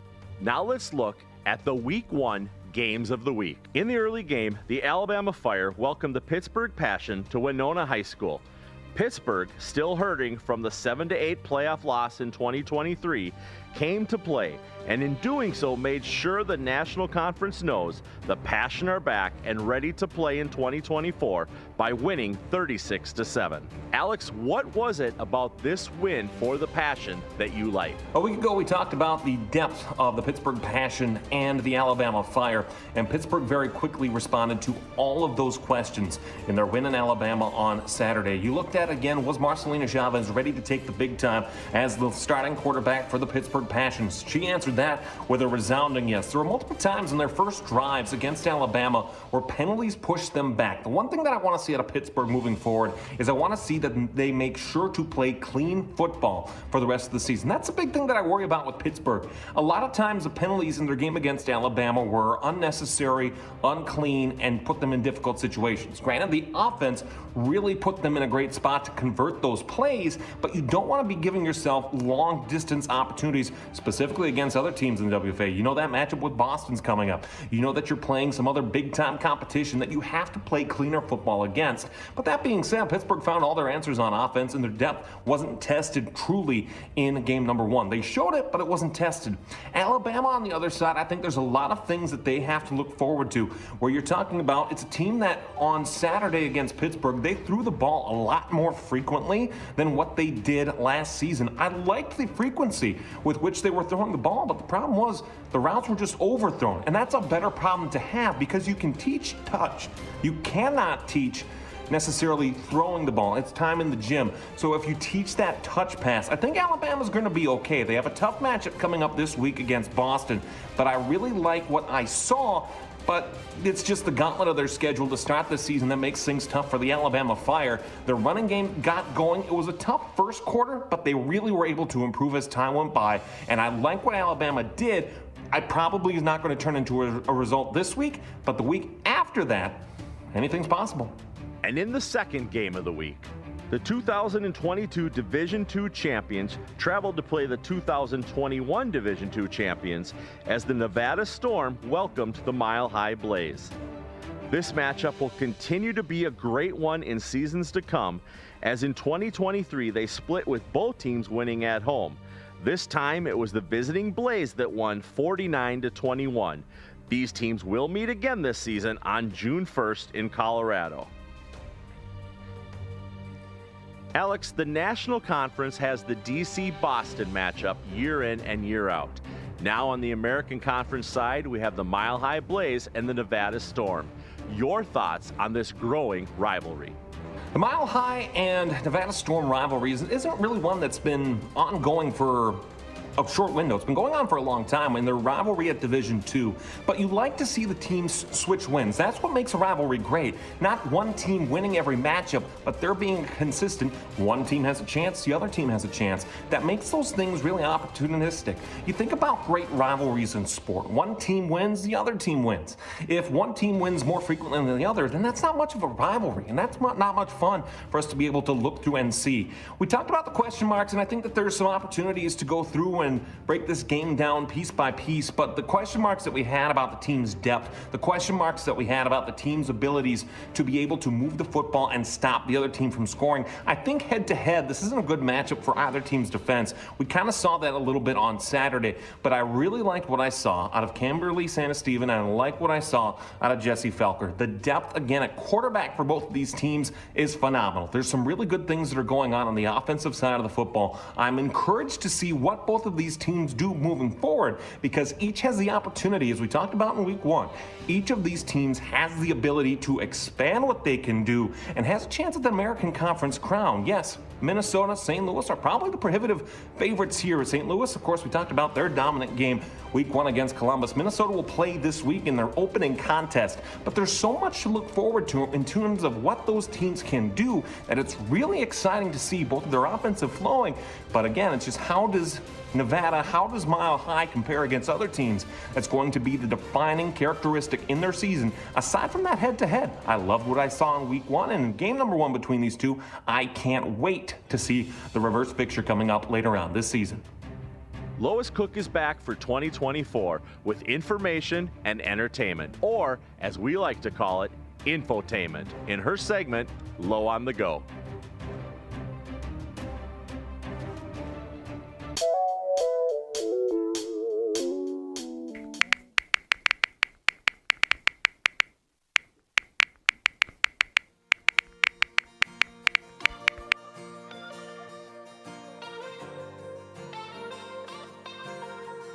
Oh, that was the question. Okay, on you, ready? Okay.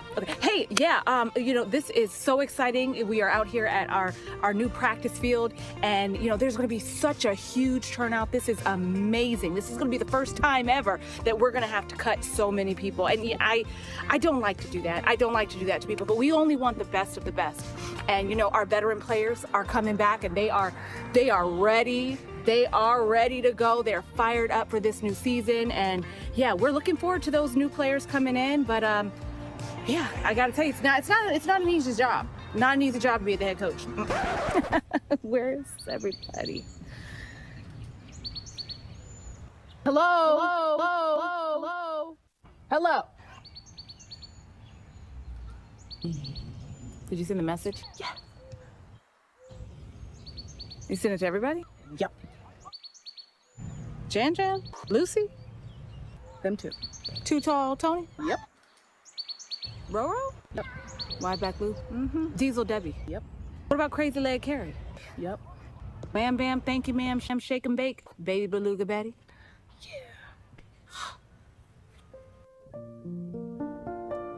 Well, I sent out the message. I don't think she sent the message. I don't think she even has a phone.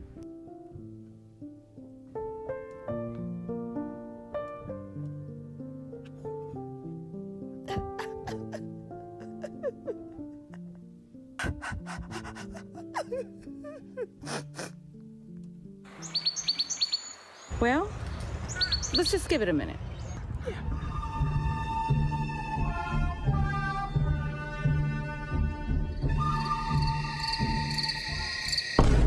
It's been 84 years. I know we were out there for a long time, but I did not expect our hair to turn gray. So what are we gonna do, Coach? We gotta get players. What are we gonna do? What are we gonna do?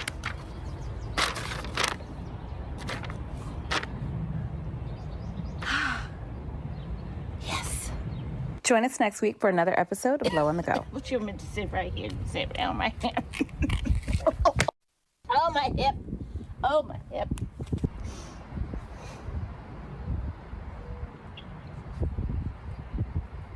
Mm-hmm. What you call that? What you call that right there? What you call that right there? What's that? Oh, that's a camera. A camera. Camera. You know, back in my day, we didn't have nothing like that. Mm-mm. Back in my day, we didn't have electricity. Mm-mm. That's nice.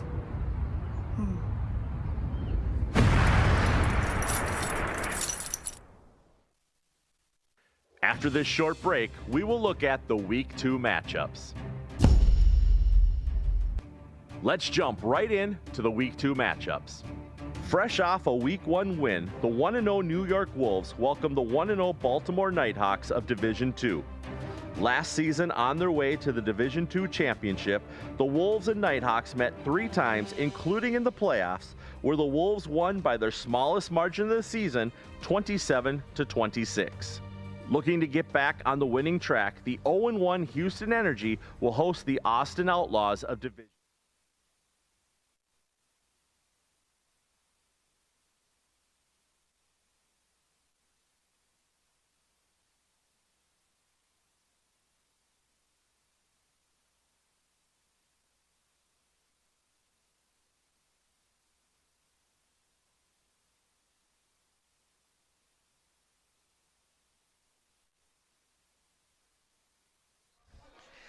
Welcome back to Town Square Television's Game of the Week.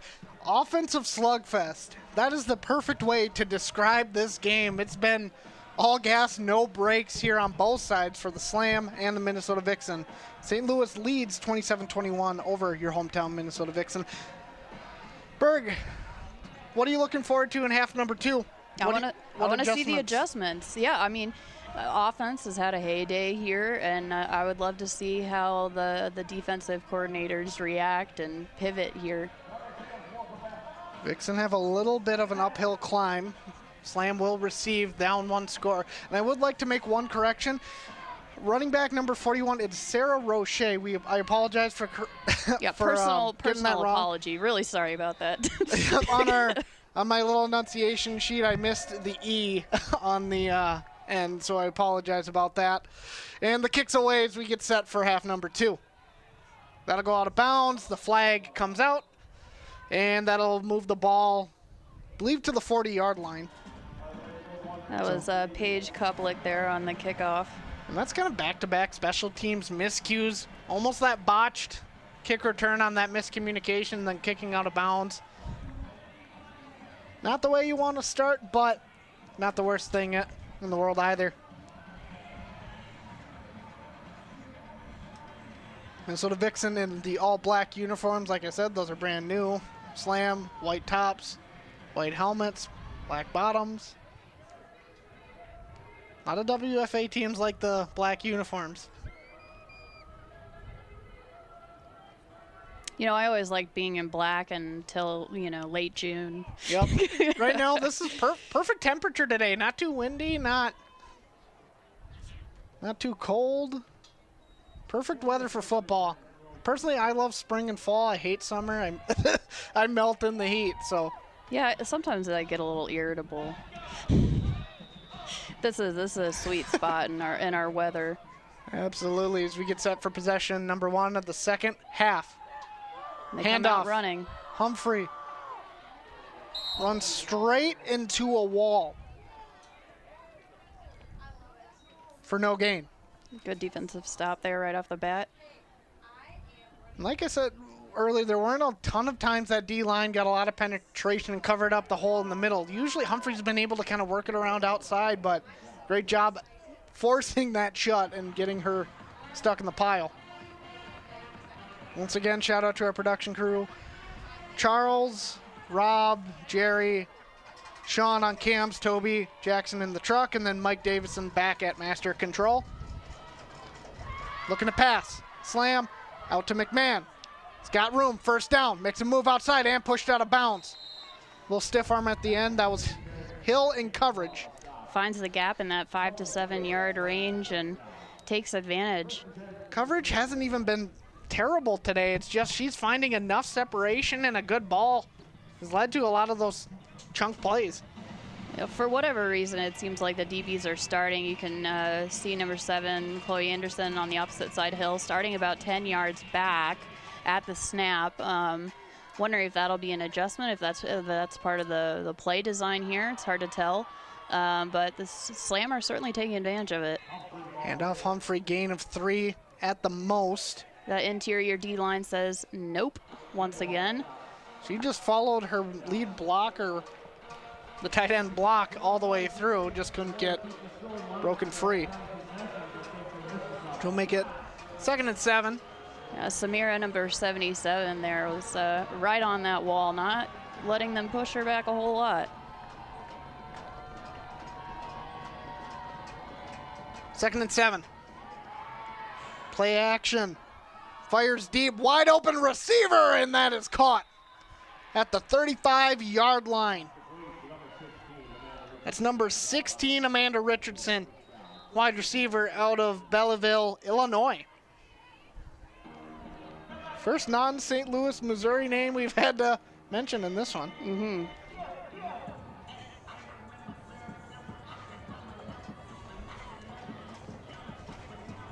Slam's getting the play call figured out here. Everyone's getting ready.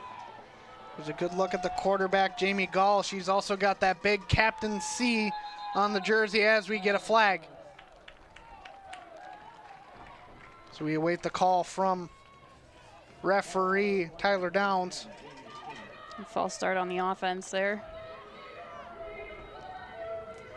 Like at the in-game music today too, a little This reminds me of The Price is Right. They've got the yodeling exactly. guy going. That's exactly what it is.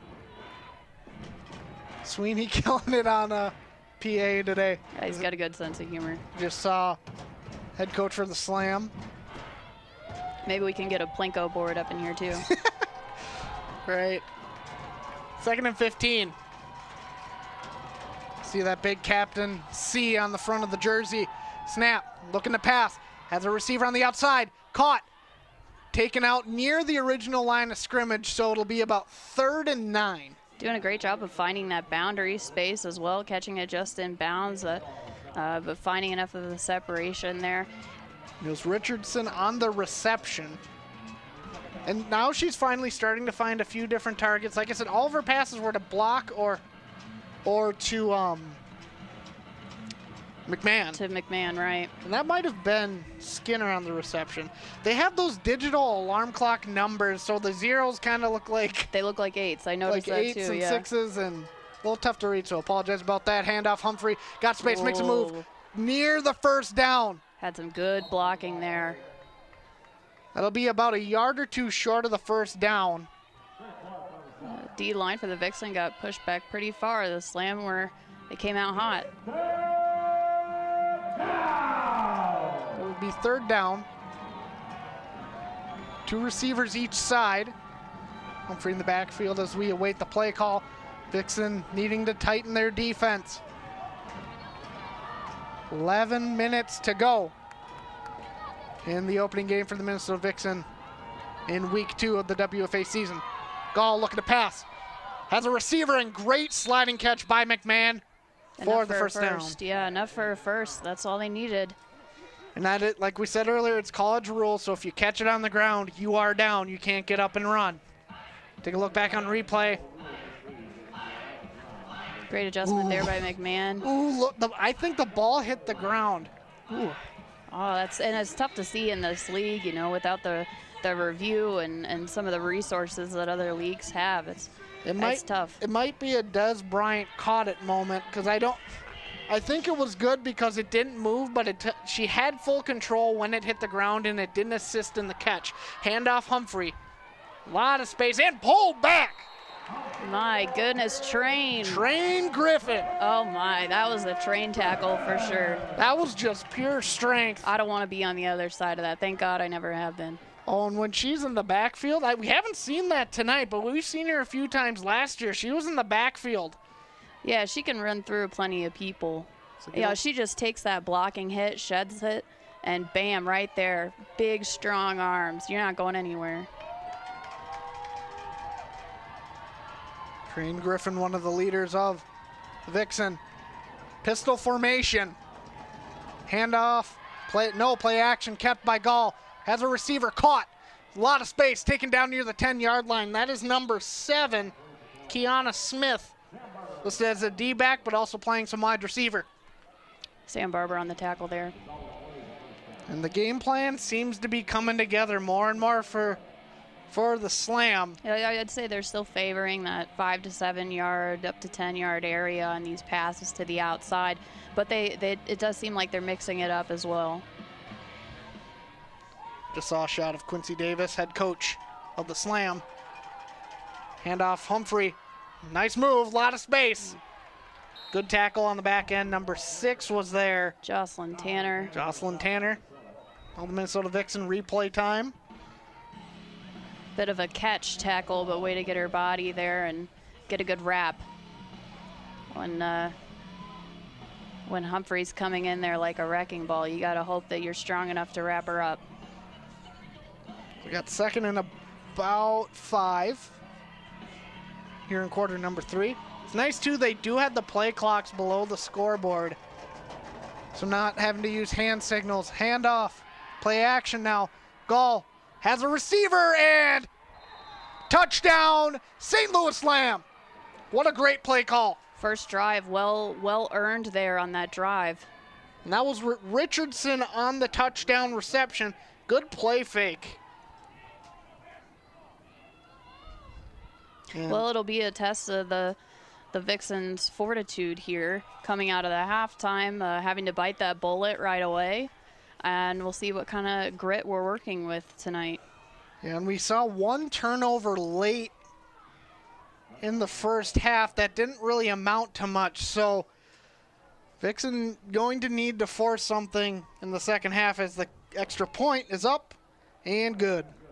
So, certainly plenty of support from the fans here, both at home, the people in the stands, families and friends, and then we've got some supporters chiming in too.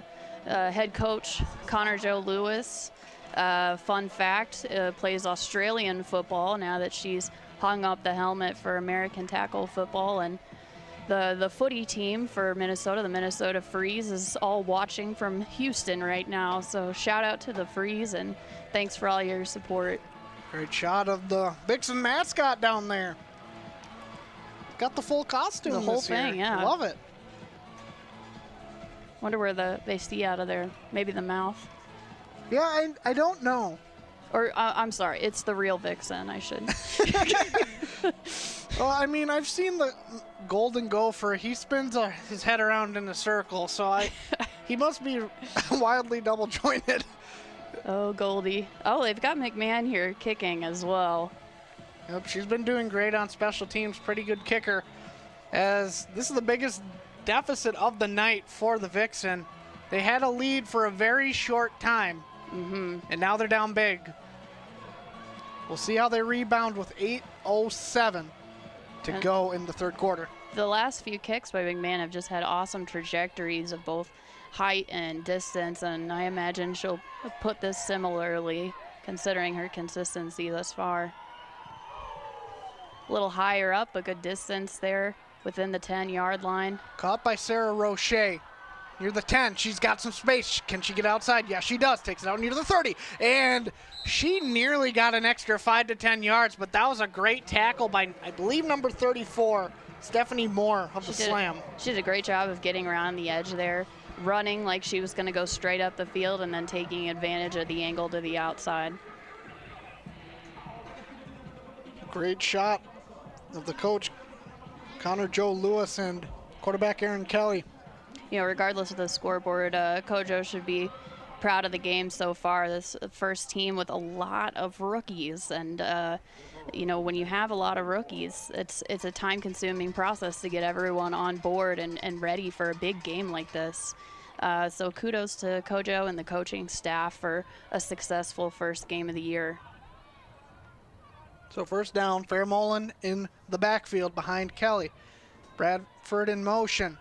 Pitch. She's got space, and Kelly got taken down as Radford takes it back for first down. What a run!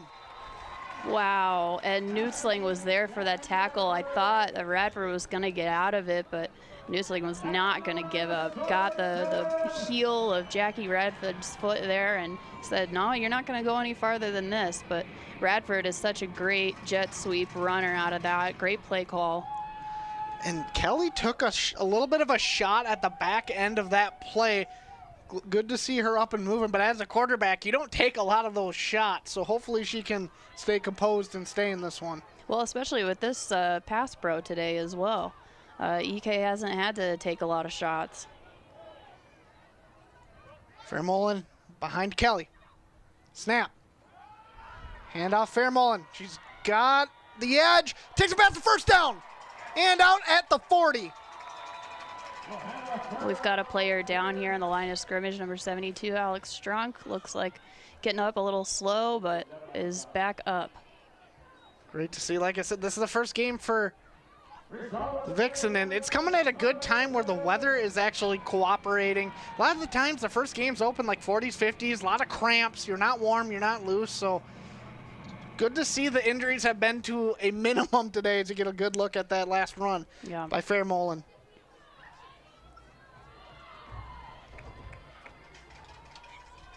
.6:30 here to go in quarter number 3, 34-21 lead in favor of the Slam.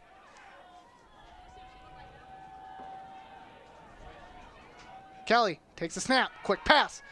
Dvorak setting up the screen, and what a tackle. That was a fantastic tackle by number 42. Mary Alt, Peter, and that wide receiving blocking there left nothing to be desired, but Mary Altiver just came in from the inside and strong pursuit. On it, that play was saved by Altweeder right there. The blocking wasn't stellar on the receiver end, but it was just enough. She could have made a move and slipped her way through the cracks. Yeah, she could have gotten the outside edge there with enough of that contact. So 2nd and 6. One running back in the backfield, 3 receivers out left. Looking to pass. Kelly fires over the middle and broken up by number 21, Raven Williams of the St. Louis Slam. Hotly contested on both sides. Not a bad ball per se, just a great play. Well, a little bit behind, but that was a great play. The intended target was Shayna Sparrow.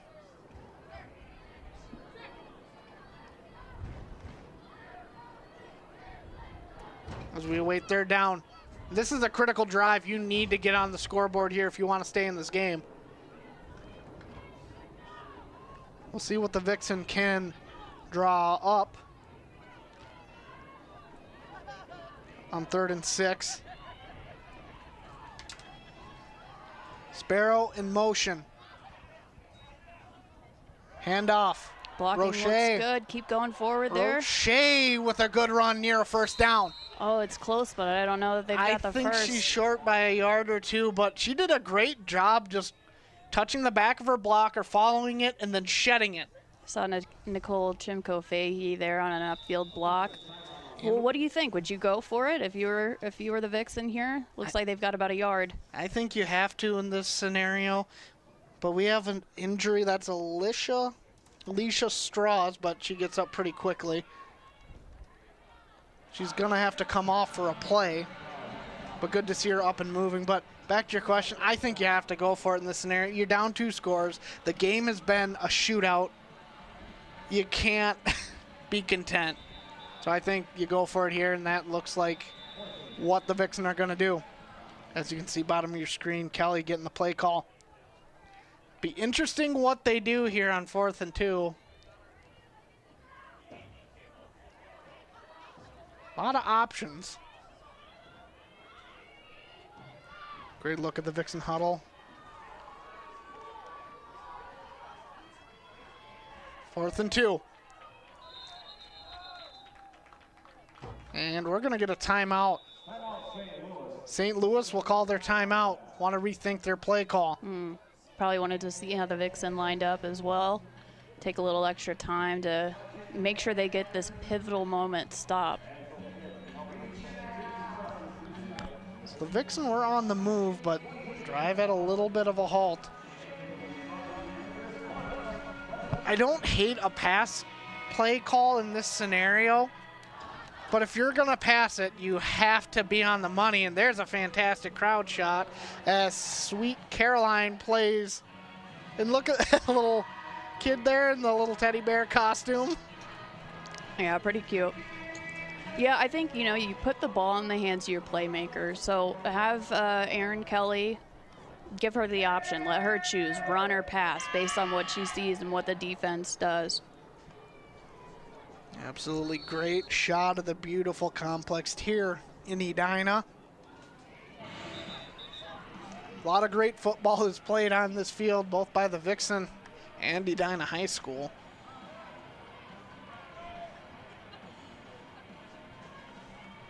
Edina Hornets. There's a shot of Connor Joe Lewis replacing Ryan McCauley. Offense has been pretty successful, but this is where we'll see the real thing. 4th and 2. Trying to get them to jump off. And Slam is prepared. They're watching that ball. Handoff. No pass.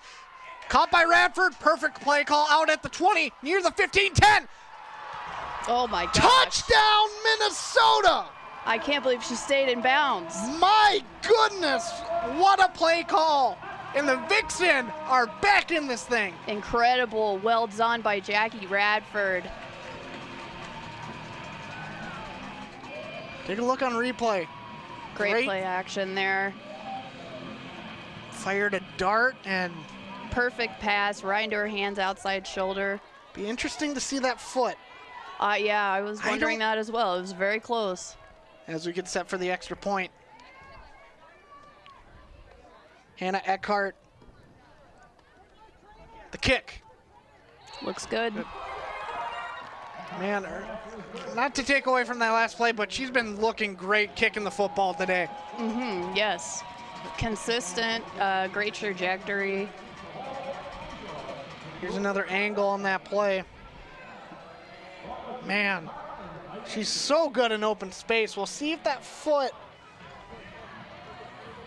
Oh, that's close. That was close. It is very close.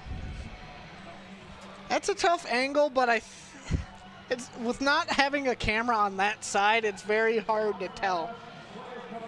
Yeah, it seems like, especially in these pivotal moments, play action passes are working really well for the Vixen, and St. Louis Slam seem to be taking the bait on some of these fakes. I say capitalize on it. Make them work for it. Make them pay attention. That's close. Oh, that is so close. That's as close as you can be. I don't hate the call. I think kudos to Newt Sling for getting out there and certainly giving it her all to try and take Jackie Radford down. And that's a scenario where the referee has a better look than we do. So, kick is away. Caught by Humphrey. A lot of space. Solid catch and return. Rolls out of a block. Oh, boy, she broke multiple tackles on that. She did. She does not slow down. Taken out to the 44, so almost same scenario as the first drive. I believe taken down by number 27, Shannon Russell. Or rather, Dana Gustafson. So Minnesota rebounds very nicely. Like I said, they score. Here they have the extra point advantage unless something changes. But if you're the Vixen defense, you need something huge right now. Yeah, they do. They've got to tighten up. You know, starting at almost the 45-yard line is a short field, especially for a team like the Slam. They can clearly move the ball downfield. Oh, what a Great tackle here by number 77, Samira Garcia-Pedro. Timely tackle. She's made her presence known a few times tonight, too. She's been big presence on that D-line. Yeah, she sure has. She's shedding those blocks and getting over there. Heads-up player. She's watching the play. She's watching the ball. There's a look on replay. Oh, it also just looked like block missed her block. Looking to pass. Steps up in the pocket. Has a receiver and caught! Incredible. Wow. What a catch by block. Gall had a huge hand in her face as well on that throw and still nails it. For a second, I thought there was going to be pass interference on that one. You could see Train Griffin there with her hand up, and wow. That, especially with the defender right in your face, that was Tanner. Just lands in her fingers perfectly. What a beautiful pass as we move the chains once again, 1st and 10. Gall, play action. Has the tight end short, makes the completion. Past the 20, first down. 10, 5, and touchdown! She's in. Same play we've seen probably a dozen times last half, and they capitalize on it again. Man, Gall is having herself a night in the passing game. Incredible. Great trajectory there as she rolls out. Gall is clearly a talented quarterback, seems to have a very consistent disposition as well. Very calm and collected. Reminds me a lot of Kirsten Hansen, former quarterback of the Vixen. Get a shot of block on the sideline as we get set for the extra point. Still pretty content trying extra points. That one's good. So the St. Louis Slam respond very quickly, extending the lead by 2 scores once again. Here's another look. No one there to cover the tight end as she turns on the jets and takes it to the house. As much as we talk about the players, the play calling has been fantastic on both sides of the field. Yes, it has.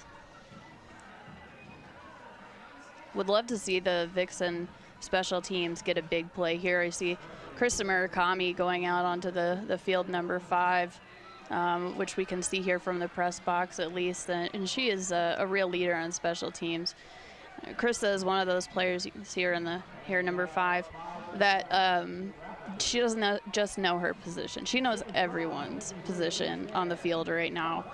Just hyper vigilant and aware and intelligent, and could tell you what every single player out there right now should be doing with their body and with their choices, you know, where to move.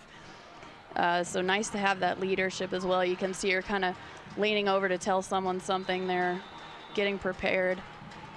So Sarah Roche back deep. She's been fantastic back there tonight as well. McMahon. No rest for the weary for McMahon there. 2:50 to go here in quarter number 3, and here's the kick. High kick. That should be Rhodes on the return. She's the other one that's really dangerous, and she almost slipped through a few cracks and takes it out to the 43-yard line. She was about to take that to the house. That wow. What a bullet coming out of there. You know, I believe we have a downed Minnesota Vixen. That's Barber. Here's a look on replay. She shot out like a cannon and just got tripped up.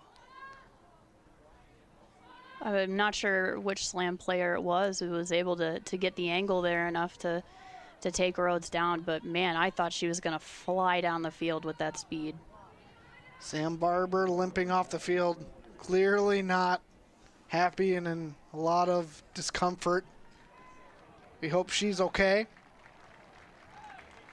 Yeah, it's hard when you've been playing so many years, too. You know, it isn't just what happened in that play. It's what happened the past, 6 years of how many injuries have you had and what's aggravated at this point in time in the year. You know, it's hard to say what's really bothering Barber, but I can tell you what's bothering her is that she's not able to play. She's got to sit on the sideline for a minute, and that's not her favorite place to be. And one of the biggest games of the season, too. It's only week 1 for the Vixen, but still, it's going to be a team you probably meet in the playoffs if you get there. So 1st and 10, 2:44 to go. 41-28.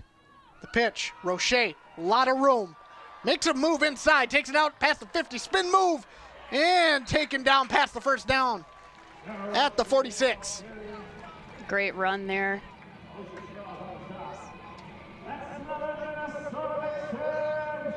Sarah Roche getting back in the rotation.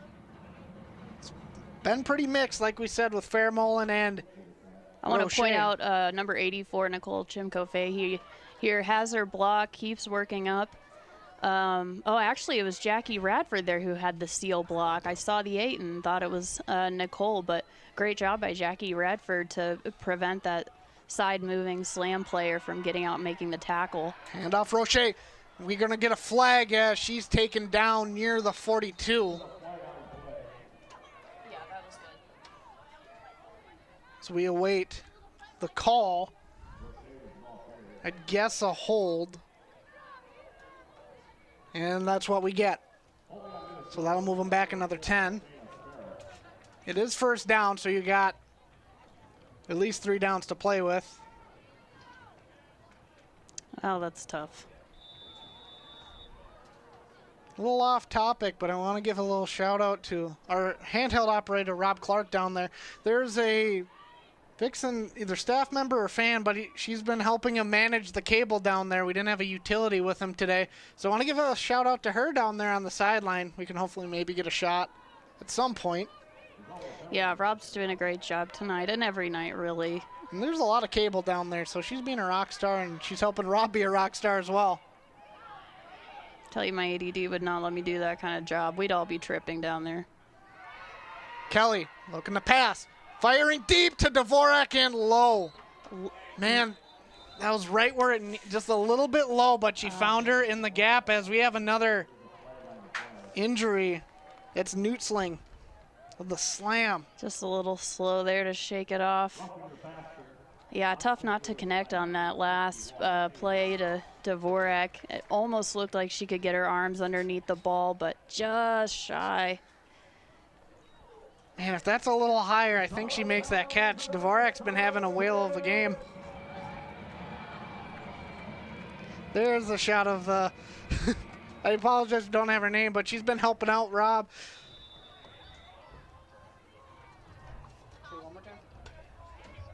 That's Sarah down there. We really appreciate that because cable management's hard, especially when you don't have a utility down there. And there's a lot of cable running from where we have the truck position, so. Pretty ballsy, too. She's in sandals there. If you're a utility, you definitely don't want to wear sandals, but for filling in last second, that's totally fine as Kelly looks to pass. Has Roche out in the flat end. That's dropped by Roche. Even though it was a drop pass, but I really liked what Roche did on that. Just in case it was a backwards pass, she went over to cover the football. So great job doing the little things. As we get Sparrow checking into the game for the Vixen.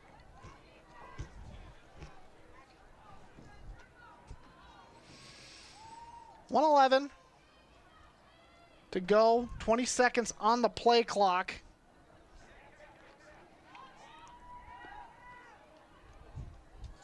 Roche in the backfield. Radford in motion. 2 receivers top of your screen. Looks Pitch, like a run Roche, play. lot of room. Can she get the edge? Yes. 1st down, and it's going to be close. Great blocking there on the left side as well. They had Shayna Sparrow who just came out. In that gun left position, got the edge, as well as Taylor Fox and Sammy Kraus there on the left side. Great job of letting Sarah get the outside run.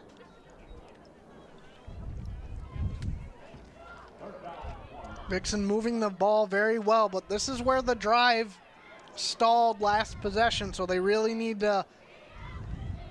This is where they ran into a little bit of trouble. I'd love to see them get a long throw either this play or soon to get. Oh, and they're doing a sneak. Oh, what a creative play call. They get it? I think she got the forward motion there enough to get the first. That is a first down. What a creative play call. Letting Sparrow run. Yeah, well, and that. she's tough. She's a tough runner. She can blow through people. That was a smart call. Sparrow listed as a tight end on the roster. I believe she's done some kicking in the past. Plenty of pre-snap motions in general, so I can see why the Slam did not see this coming.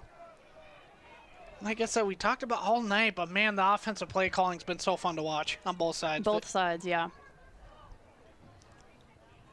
And that's going to be the end of quarter number 3. So the offensive streak continues in this one as the Slam lead the Minnesota Vixen 41-28. We're going to take a quick break. You're watching WFA football here on Town Square Television's Game of the Week.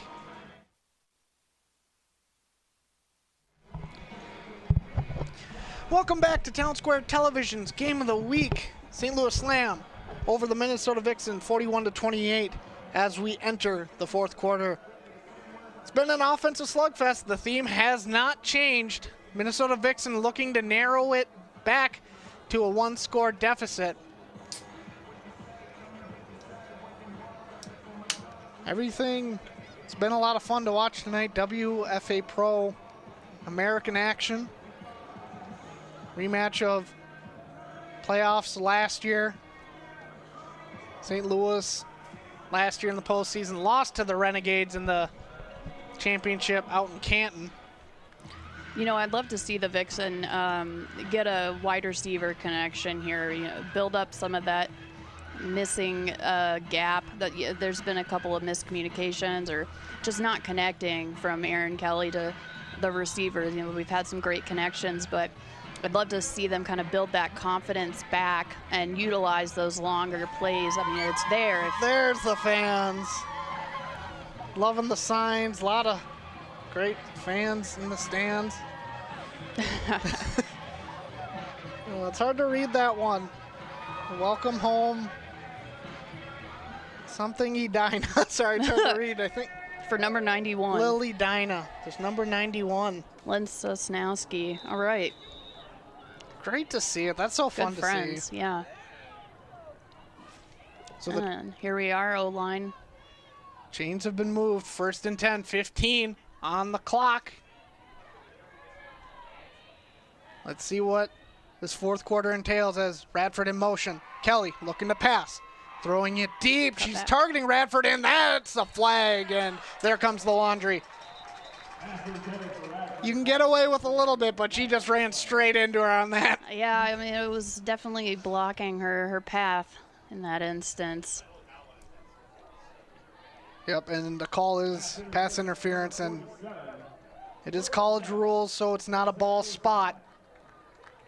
That was number 47, Brooklyn Devitt. In those scenarios, you can make the argument. If you turn your head, you can make a little bit of a case, but she did not turn her head whatsoever.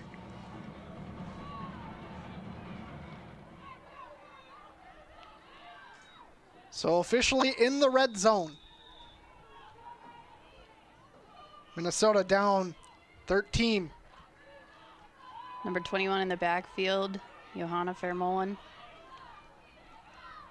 Johanna scoring her first touchdown in a Vixen uniform. Handoff. She'll take it up the gut. Johanna making some moves. Picked up some yards there. Good gain. As we move to 2nd down. O-line still playing very well so far, playing it pretty tough. Pass protection has been fantastic all night. Yes, pass pro has been awesome. And I don't think there hasn't been a sack allowed tonight. No, not even close. Maybe one play being close. We have Sammy Krause who trying to tap off, and as they say, just sit down, and they'll stop the clock. They'll take a break. So it looks like Alex Strunk will come on the field to replace Sammy. Helmet immediately came off. So we'll experience a little bit of a stoppage. Good shot of the head coach for the Vixen. Let's see if we have any other score updates. Oh, I got an update from former player Rachel Piram that the very brave soul working the cable for for our camera guy is actually Britta Clark's sister. So, real family affair there, helping out. Oh, we love to see it. So, a couple score updates, don't have the period, but Grand Rapids Tidal Waves are over 23-21 over the Columbus Chaos, who the St. Louis Slam beat, as we see Kraus getting up under power, which is good. Nebraska Pride is up over the Iowa Phoenix 24-0. Then Boston Renegades, in heavy fashion, dealt with the Alabama Fire 56-6 in another Pro Division matchup. Shuttle pass to Radford. Radford with some move. Great run there after the catch. Avoids a tackle by number 42. Just keeps on going upfield. Man, they've been using Radford a lot in motion tonight. She's really a dynamic player. Well, I imagine Coach Lewis can see that, hey, that jet run is working. And Radford has the athletic ability to make it happen after she receives the ball. So 1st and goal. Vixen marching. 13:30. Good look at the Slam defense, looking to hold. Chase Sparrow motions over there. Fairmolin in the backfield. Handoff. She's got some room. So close. That was a great tackle on the back end by Nutzling. Fairmolin had a great find there. A couple of good blocks. It looked like Shayna Sparrow sliced after the snap and had a good block. But Fairmolin avoided a tackle early on. There's a slice here. Great. And then just kept heading upfield. She was, I wish I could see that ball, but she was so close to touchdown number 2. We'll see if she gets it then, and we're going to get a flag. Defense jump, maybe? I saw someone on the right side. Nope, they're thinking false start.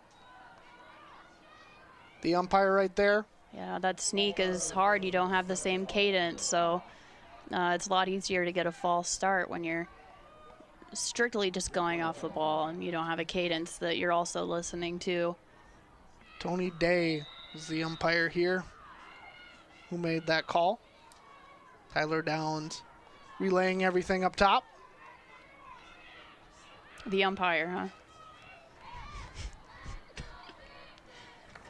So it's listed on Is it listed as him as an umpire? Yep, that's what it's listed on the sheet I was handed. So I thought you were just commenting for a lot of baseball games I recently. do a ton of baseball, and I'm a big baseball guy, but there is an umpire in football and another flag. Ooh, I think that might be another offensive another false there. start. And that's could be a drive killer. Yeah, that's a tough one to swallow. And the way they've been throwing the ball, I'm not horribly concerned. But when you're pushing that 15, 20 yards, that's a fairly deep ball, and they're going to be expecting it. So that's some tight coverage. And I see on the sidelines, Sam Barber's running a little bit between the 50s and the 30, trying to get loose and see if she can come back in the game. So yeah, she doesn't look very comfortable. We'll keep an eye on that as we get set for 2nd down. Radford in motion once again, fakes the shuttle pass, and Fairmolin caught, and they read that like a book. Great coverage by Raven Williams. There was a lot of space if she didn't see that right as that developed. Yeah, she really triggered down, followed her man, so to speak, all the way out. Didn't get distracted, and that's bitten the Slam earlier in this game, where they get distracted by the initial fake or window treatment, so to speak, and take the bait, and they certainly did not that time. They were ready for it. They were ready for it to go the other way. So 3rd down, definitely 4-down territory. So you have 2 downs to get in the end zone. Radford in motion once again. Kelly looking to pass. To the corner, Dvorak, touchdown Minnesota Vixen! Dvorak continues in the bow and arrow celebration. Incredible. What a perfect pass there right in the corner. Enough for Dvorak to get there, but not the cornerback to have enough on it. Great route, good turning there. That was number 34, Stephanie Moore in coverage, just got caught in an awkward position. Great move by Dvorak. And fantastic route, great finish. So as Eckhart gets set for the extra point. I get what you mean. It looks like a few times they look like they're going to go for 2. But snap is down and off the flagpole. So there goes the 1-point advantage. So teams trade. Extra point misses as Dvorak keeping the Minnesota Vixen in this game. Take a look back on replay. Oh, Kelly makes such a great throw under pressure as well. That spiral, too, was perfect. Nice floater, perfect location. Made it easy for her to catch that ball. Yeah, Dvorak's route certainly threw that defensive back off, too. As you said, she got a little off of her footing there as Dvorak made the cut to the outside, which afforded her just enough space. Awesome heads-up play. Great play call by Connor Joe Lewis as well. And what a nice time to get that connection and build confidence in their deep game. We have a good one for you, everybody. Thanks for tuning in. Once again, we want to welcome in everybody watching on Town Square Television, the WFA YouTube channel, Hastings Community TV, Quad Cities TV, South Washington County TV, North Metro, and then Stream St. Louis. Appreciate it. A lot of ways to watch tonight, and we're glad you're here. You're in for a fantastic one. It's a little squibber taken near the 22. Trying to get outside. Block taken down. So that's the worst field position they've had in this half. Last 2 drives, they've been past the 40 or at the 40. As the Vixen look to rally back. You can feel it, too. I mean, you could feel it, too. You can feel it coming off the bench. They have some energy. The intensity is positive. It's not nervous. It's looking towards the future. It's inspirational. I think if the Vixen can keep this momentum, if the defense can come out strong here, it'll make a big difference for the outcome. We'll see how St. Louis chooses to run their offense. Gall takes the snap, handoff Humphrey. Makes him move, and big hole, and gains a first down. I don't think that was a large lane to run through, but man, she sure made it work. Humphrey having herself a day. I was just saying, I was wondering if they were going to play a little more what they've been doing, or if they're going to try to run out the clock. But a little bit of up-tempo here as Gall takes the snap. Yeah, it looks like the same play, and why not? It just worked as gains a good chunk on the first down run. There's a good shot of Humphrey. She's had herself a whale of a game, too. Running the ball, catching the ball. She's everywhere. Clearly a valuable player for the Slam.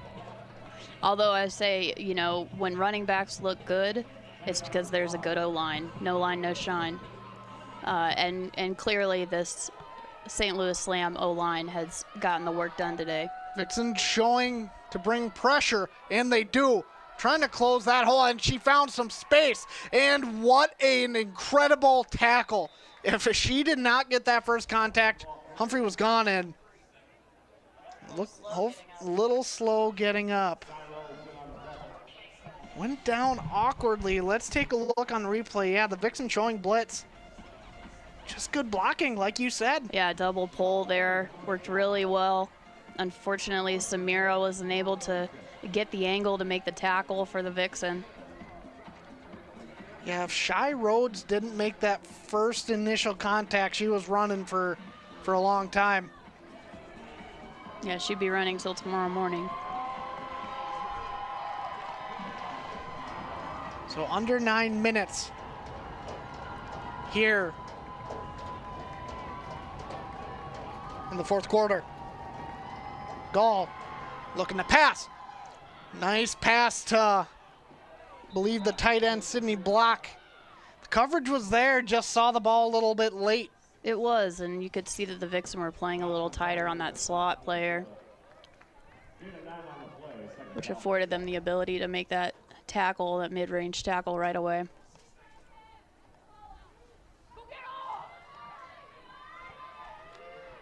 Vixen needs something to spark this defense, even get a turnover. Defense looking to pump up the crowd. Crowd getting loud. Will it help? Pass out to the flat. Humphrey left her wide open, and she's running a mile. Taken down at the 19-yard line, and Slam not slowing down whatsoever. Not at all. I mean, you really got to throw a wrench in the St. Louis Slam offense if you want to make a difference at all, because if they get the momentum, I mean, that's it. They're clearly trucking down the field like it's a walk in the park. I'd love to see a couple more blitzes here from the Vixen defense, or some stunts on the line, something to give the St. Louis Slam a little bit of a run for their money, keep them on their toes, or put them on their heels, more importantly. Player in motion. Hand off Humphrey, looking for a hole. Bounces outside. Rushing tackle, and what a move by... Incredible tackle by Shy Rhodes. Shy Rhodes. Having a great game, comes in strong, hot, does not slow down. She's hungry. Humphrey is definitely getting a little bit tired. She's been getting up a little bit more gingerly after the last few of these plays. As here's a good look at one of the captains, Britta Clark. Here's that Clark family. And Anderson got blocked, and then Rhodes just came in like a heat-seeking missile. 2nd and 6. Little shuttle pass. McMahon looking for room and doesn't gain much. So they tried to pull a little bit out of the Vixen playbook, doing a little shuttle pass, but doesn't gain much. Vixen did a great job of stretching that play out to the sideline, keeping them lateral so they're not going upfield or getting much in the way of yardage. You know, Hill was right on that play, but if she hadn't been there, Britta Clark was on it next. She was right on top. Did a great job of blowing off one of the blocks by an O-lineman and getting out wide where they needed her to be. So 3rd and 3, 5:40 to go here in quarter number 4. 3 receivers, top of your screen, 1 to the bottom. Humphrey in the backfield. Gall waits the snap. Big 3rd down. Who will win? Looking to pass. Has a receiver in, that is broken up. Wow. And that'll bring up 4th down. Now here's where you see that special teams come into play. Do you trust the leg? Do you go for it? What are you thinking in this scenario? Well, Newsling is a talented kicker. I'm not surprised that they're bringing out here. I imagine they'll go for a field goal. It seems like they're switching out to go to special teams, and you know, from what I remember playing against her, she's perfectly capable of putting this away for 3 points for the Slam. As we've been saying all game, she did miss an extra point.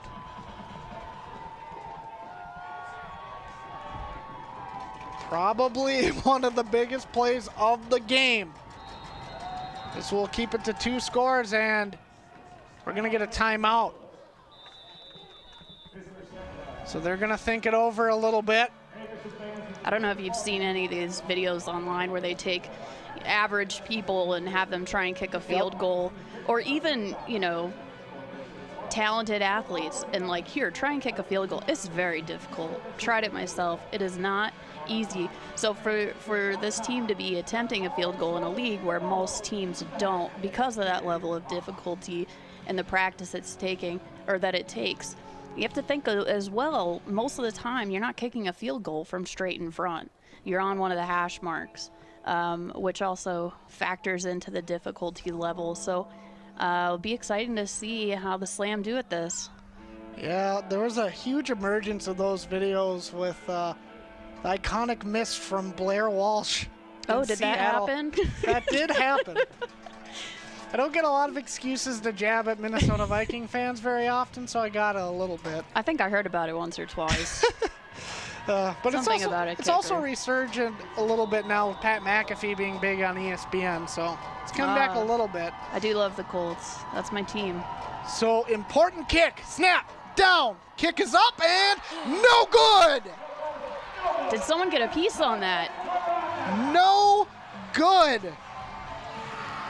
We'll have to see if someone got a hand on it, like Berg said. Oh, they are excited on the sideline there. The Vixen are alive, and that's the swing you need. This is the time you can fully shift that momentum meter your way. You're one score away from being tied up. Here's a look at it. See Train breaking through the line. And Nope. Barber as well. No, it just looks like it was a little short and wide. Even still, her just being there can disrupt your kicking flow, because a lot of kickers have that set motion. We got to take 3 steps. You got to be in that routine, and just being there, disrupting that flow is huge. Yeah, it's certainly distracting. All right, we've got a game, folks. Thanks for tuning in, everyone. Long drive ahead of them here. I hope the Vixen are ready to grind. 5:52 to go. 1st and 10. And a lot of laundry. Looks like Sammy Krause is back on the left side of the goal line. Recovered from whatever was going on with them. Officially a false start, so Vixen not helping their own cause. Make it 1st and 15.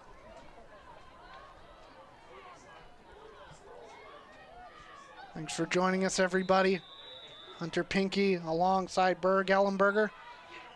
And for the veterans joining in on the stream, I just saw Jamie Kirschbaum and Aaron Layden. So Jody Williams tuning in again earlier. Nice to see some old names and excellent players. 1st and 15. 1 receiver top, 2 to the bottom. Pitch. Nice cut inside Roche. Roche is wrapped up pretty quickly. So make it 2nd and long. Yeah, linebackers did a great job of triggering down on that play. They read the outside run and found the gap there.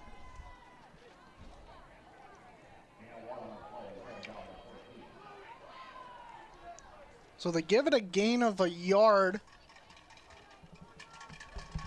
Still have some time to run those, but you don't want to force yourself to get in a pass-only situation. 4:40, 2nd and 14. Radford in motion once again. Kelly, back to pass, has time, steps up in the pocket, deep shot, and nearly intercepted by Nutzling. Looking for Amanda Dvorak once again. She's got her prime target, but that was dangerous. Yeah, they've had the gel tonight more than any other pair with Aaron Kelly.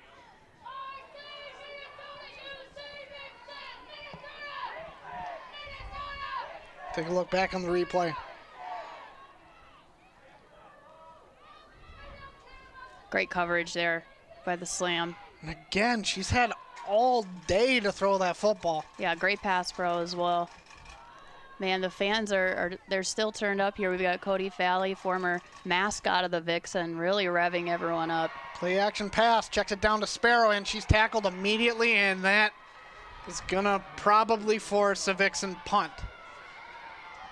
Yeah, I don't think you can go for it on 4th there. That would not be wise. Great job by the St. Louis Slam shutting it down at this moment. You got 3 timeouts, but you can't waste this time. They weren't sure what they were gonna do. You got to get that punting unit out immediately.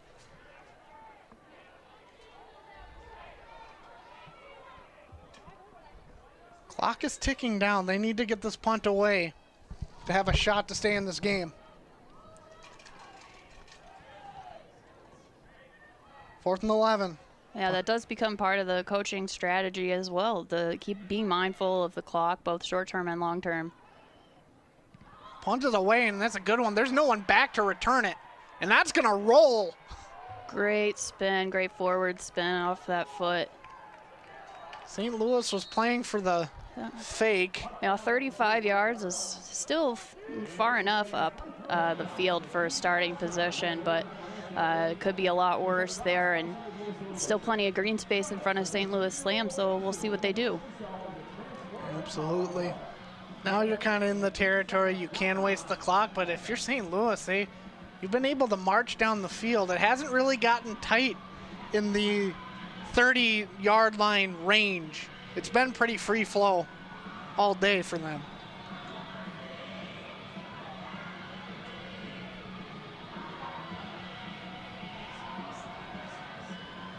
As we wait play to resume once again. On the stream commenting in here, we also have Melissa McDonald, aka Doc Mack, who has frequently helped the team with training needs. First down, handoff, a lot of room, cuts up the middle, and gains about 4. So 2nd down. Well read by the defense there. About as good of a run as you can get from that situation. No timeout burned yet. 30 seconds on the play clock, so they can take this down to about 2:30. You can see the disposition on the St. Louis Slam sideline as well. They don't seem worried. They seem very calm and collected, cohesive. Here's Quincy Davis, head coach, hoping his team can hold on to this lead. Handoff. And tackled after a gain of about 2. Excellent job by Samira and Britta Clark to shed their blocks, move sideways, get the tackle there as close as they can to the line of scrimmage. Still no timeout yet.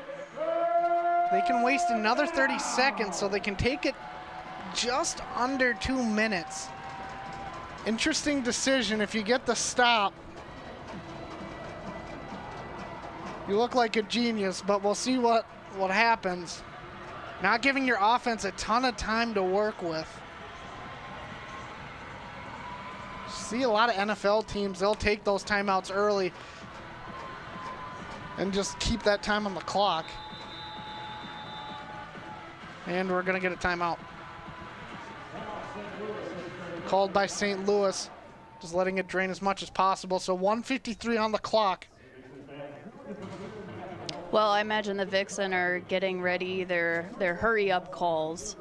So whenever they get the ball back and take it down and try and get 7 points as quickly as possible, that I imagine they'll try and wear down that defense pretty quick and keep them off guard.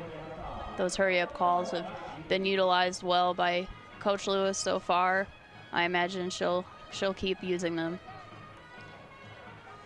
Great shot of the Vixen bench. And Coach Connor Joe Lewis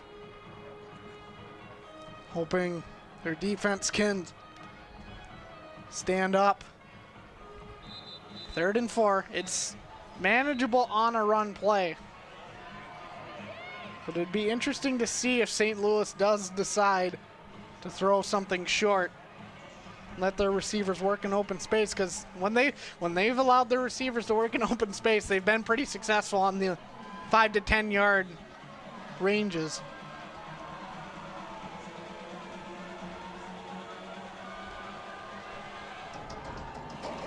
Crowd making some noise. Last stand for the Vixen defense. 3 receivers near side. 1 far, snap. McMahon keeps it, and she's short. Shut down. And the Vixen have life. I believe that was number 6, Jocelyn Tanner. So the Wildcat play call does nothing for the St. Louis Slam. And the Vixen, with only 1:44 and 2 timeouts.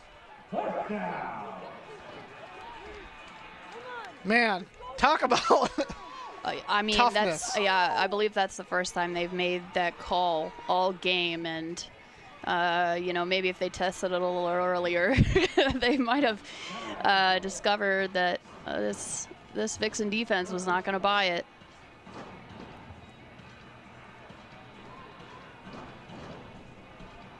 A lot of discussions. And what I also like down there, I haven't seen Barber back out there, but she's been getting hyped on the sideline.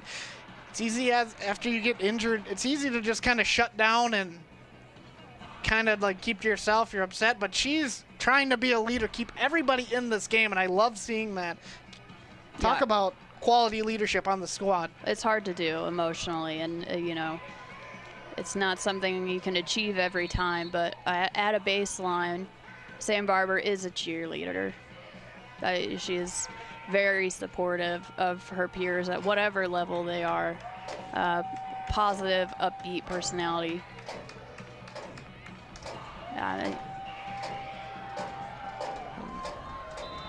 Fans are pounding on these bleachers. See what they do. No one deep for the Vixen. It's going to be a little poocher. And that was a good kick, and we get a flag. Wait the call. Britta Clark seems pretty happy about it. And it is on the defense. I held my breath for a minute because if they jumped, that was pretty much end of the game. And two, that penalty that punt was looking pretty good. Yeah, that would have been a tough one long drive coming off of that punt. Well, that's what they needed. That's what the Vixen needed here. So now, instead of having no one back there, they have Sky Rhodes and I believe Dvorak back to return. Be interesting to see if they could. I'd love to see them do what the Rams did a couple years ago where Tavon Austin faked out and took the return on the opposite side of the field. I would love to know how many other people remember that. I love my football, any football. Ready? The punt is away. It's high. Looks like it's going to be Rhodes. Has Great a running start. read. Holds Taking it near ball. side. She's got room. Runs into a my. receiver. She's still going out at the 50. Incredible 46-yard line. What a return by Shy Rhodes. Incredible run. And now this is manageable. You're in slam territory. Absolutely. I would love to see the Vixen use this momentum and come back. It's going to take the slam all their focus to not lose it at the end of the game here, to keep doing what they've been doing to shut things down. But it's hard when you lose momentum. Vixen back to work on offense. One in the backfield. Sparrow at tight end, two receivers near side, one far. Kelly waits for the snap. Radford, motion, shuttle pass. Scott Room, great block by Sparrow. And gain of about 5. Stays in bound, clock's gonna run. You gotta go a little quick, up tempo. There we go, I see a hurry up call, everyone getting on the ball quickly. You have time to waste. Can't do too much, but if you get a first down, that clock will stop. College rules. Kelly looking to pass. Outside, has a receiver caught. And Radford, she's out of bounds. Out of bounds. Great awareness. 1:03 to go. We had a slam player break through the line, but picked up by Sarah in the backfield. Pivotal timing to pick that up. Or rather, Fairmolin in the backfield picking up that blitzer there, and Shayna Sparrow on the first play of that drive, giving Jackie Radford enough time to get around the edge and pick up those first 5 yards.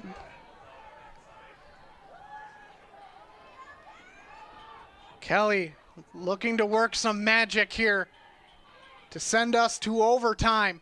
Kelly back to pass, has time, has a receiver. Radford once again makes a move, takes it near side. Down at the 20 and out of bounds. Wow. Minnesota Vixen. Big missed tackle there for number 3 Nutzling, and that's tough. She's had such a great game all night.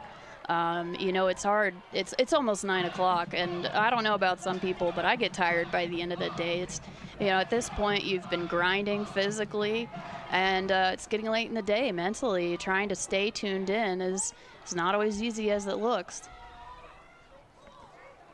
Hand off. Vermeulen got room. Takes it down to the 10. 5. Down at the 4. Incredible, great up the middle run, way to find the lane. And now the Vixen can take their time a little bit. They don't have to run a play immediately. Clock is now running, 45 seconds. A lot more freedom in the play calling as well. Hand but off. they do the hurry up. Touchdown, Minnesota! Vermeulen again. Vermeulen, talk about a first game. Wow. Minnesota Vixen rallying back. You know, I love that. You're right.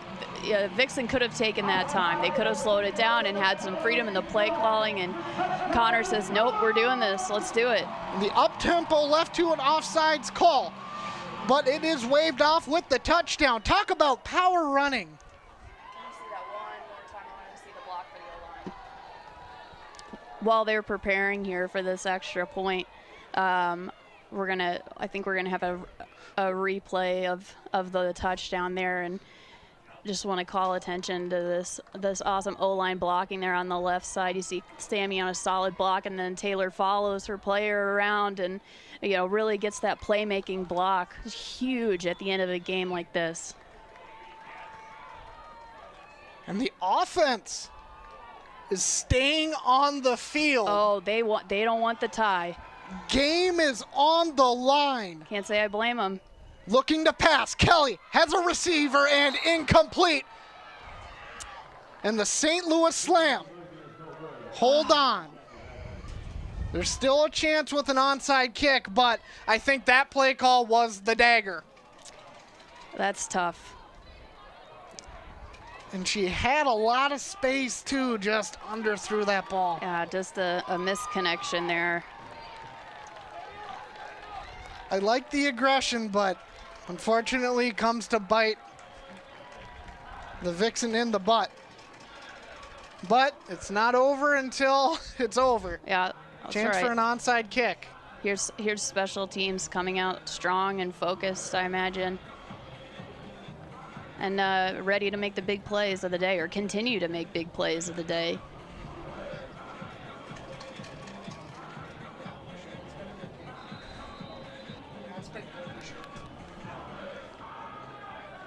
Man, this has been one of the craziest football games I have seen in a really, really long time. What a great night, everything coming together. The crew, the fans, the players, the refereeing, the weather. It's just been a great night for women's tackle football here, this game of the week for the WFA.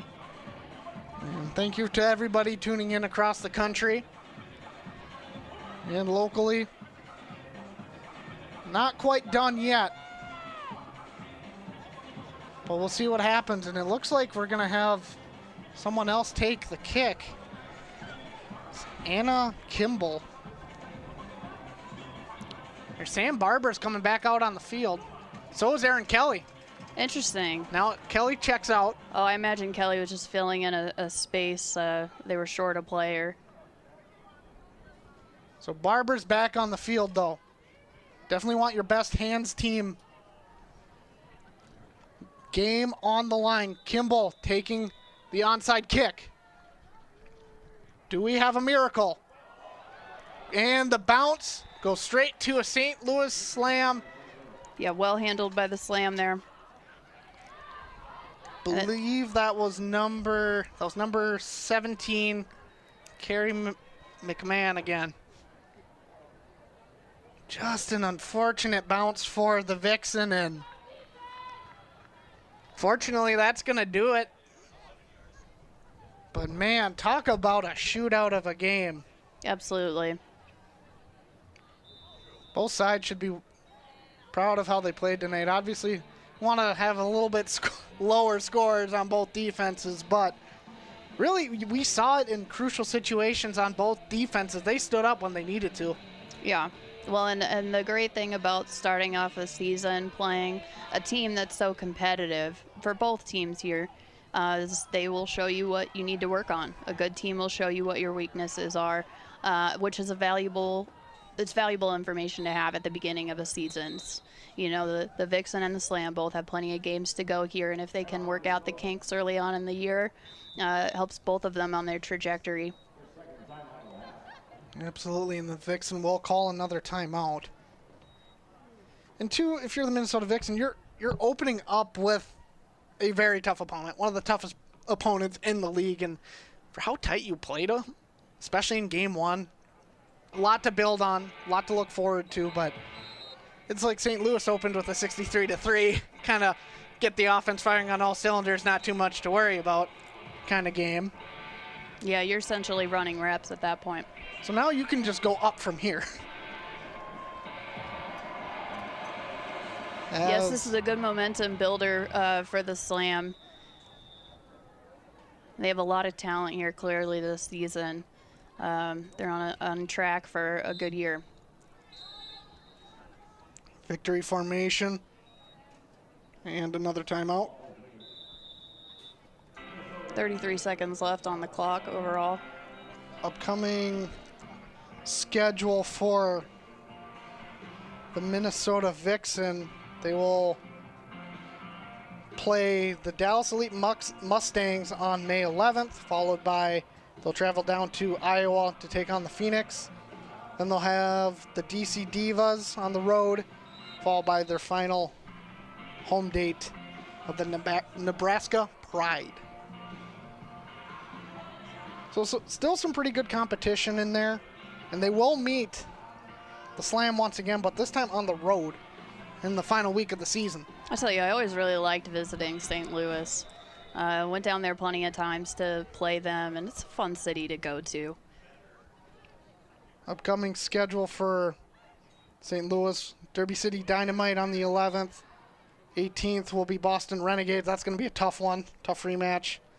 Dallas Elite Mustangs on June 1st on the road, and then back at home for the Vixen in the season finale. So, the St. Louis Slam take down the Minnesota Vixen in a 41-40 game.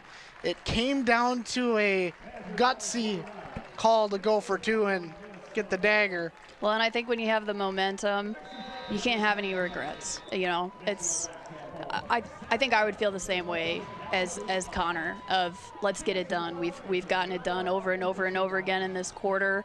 We have the momentum. Let's take a shot. Their offense proved they could do it, and it was the one time they couldn't. Let's take a look at the second half scores, and again, there are a bunch of them.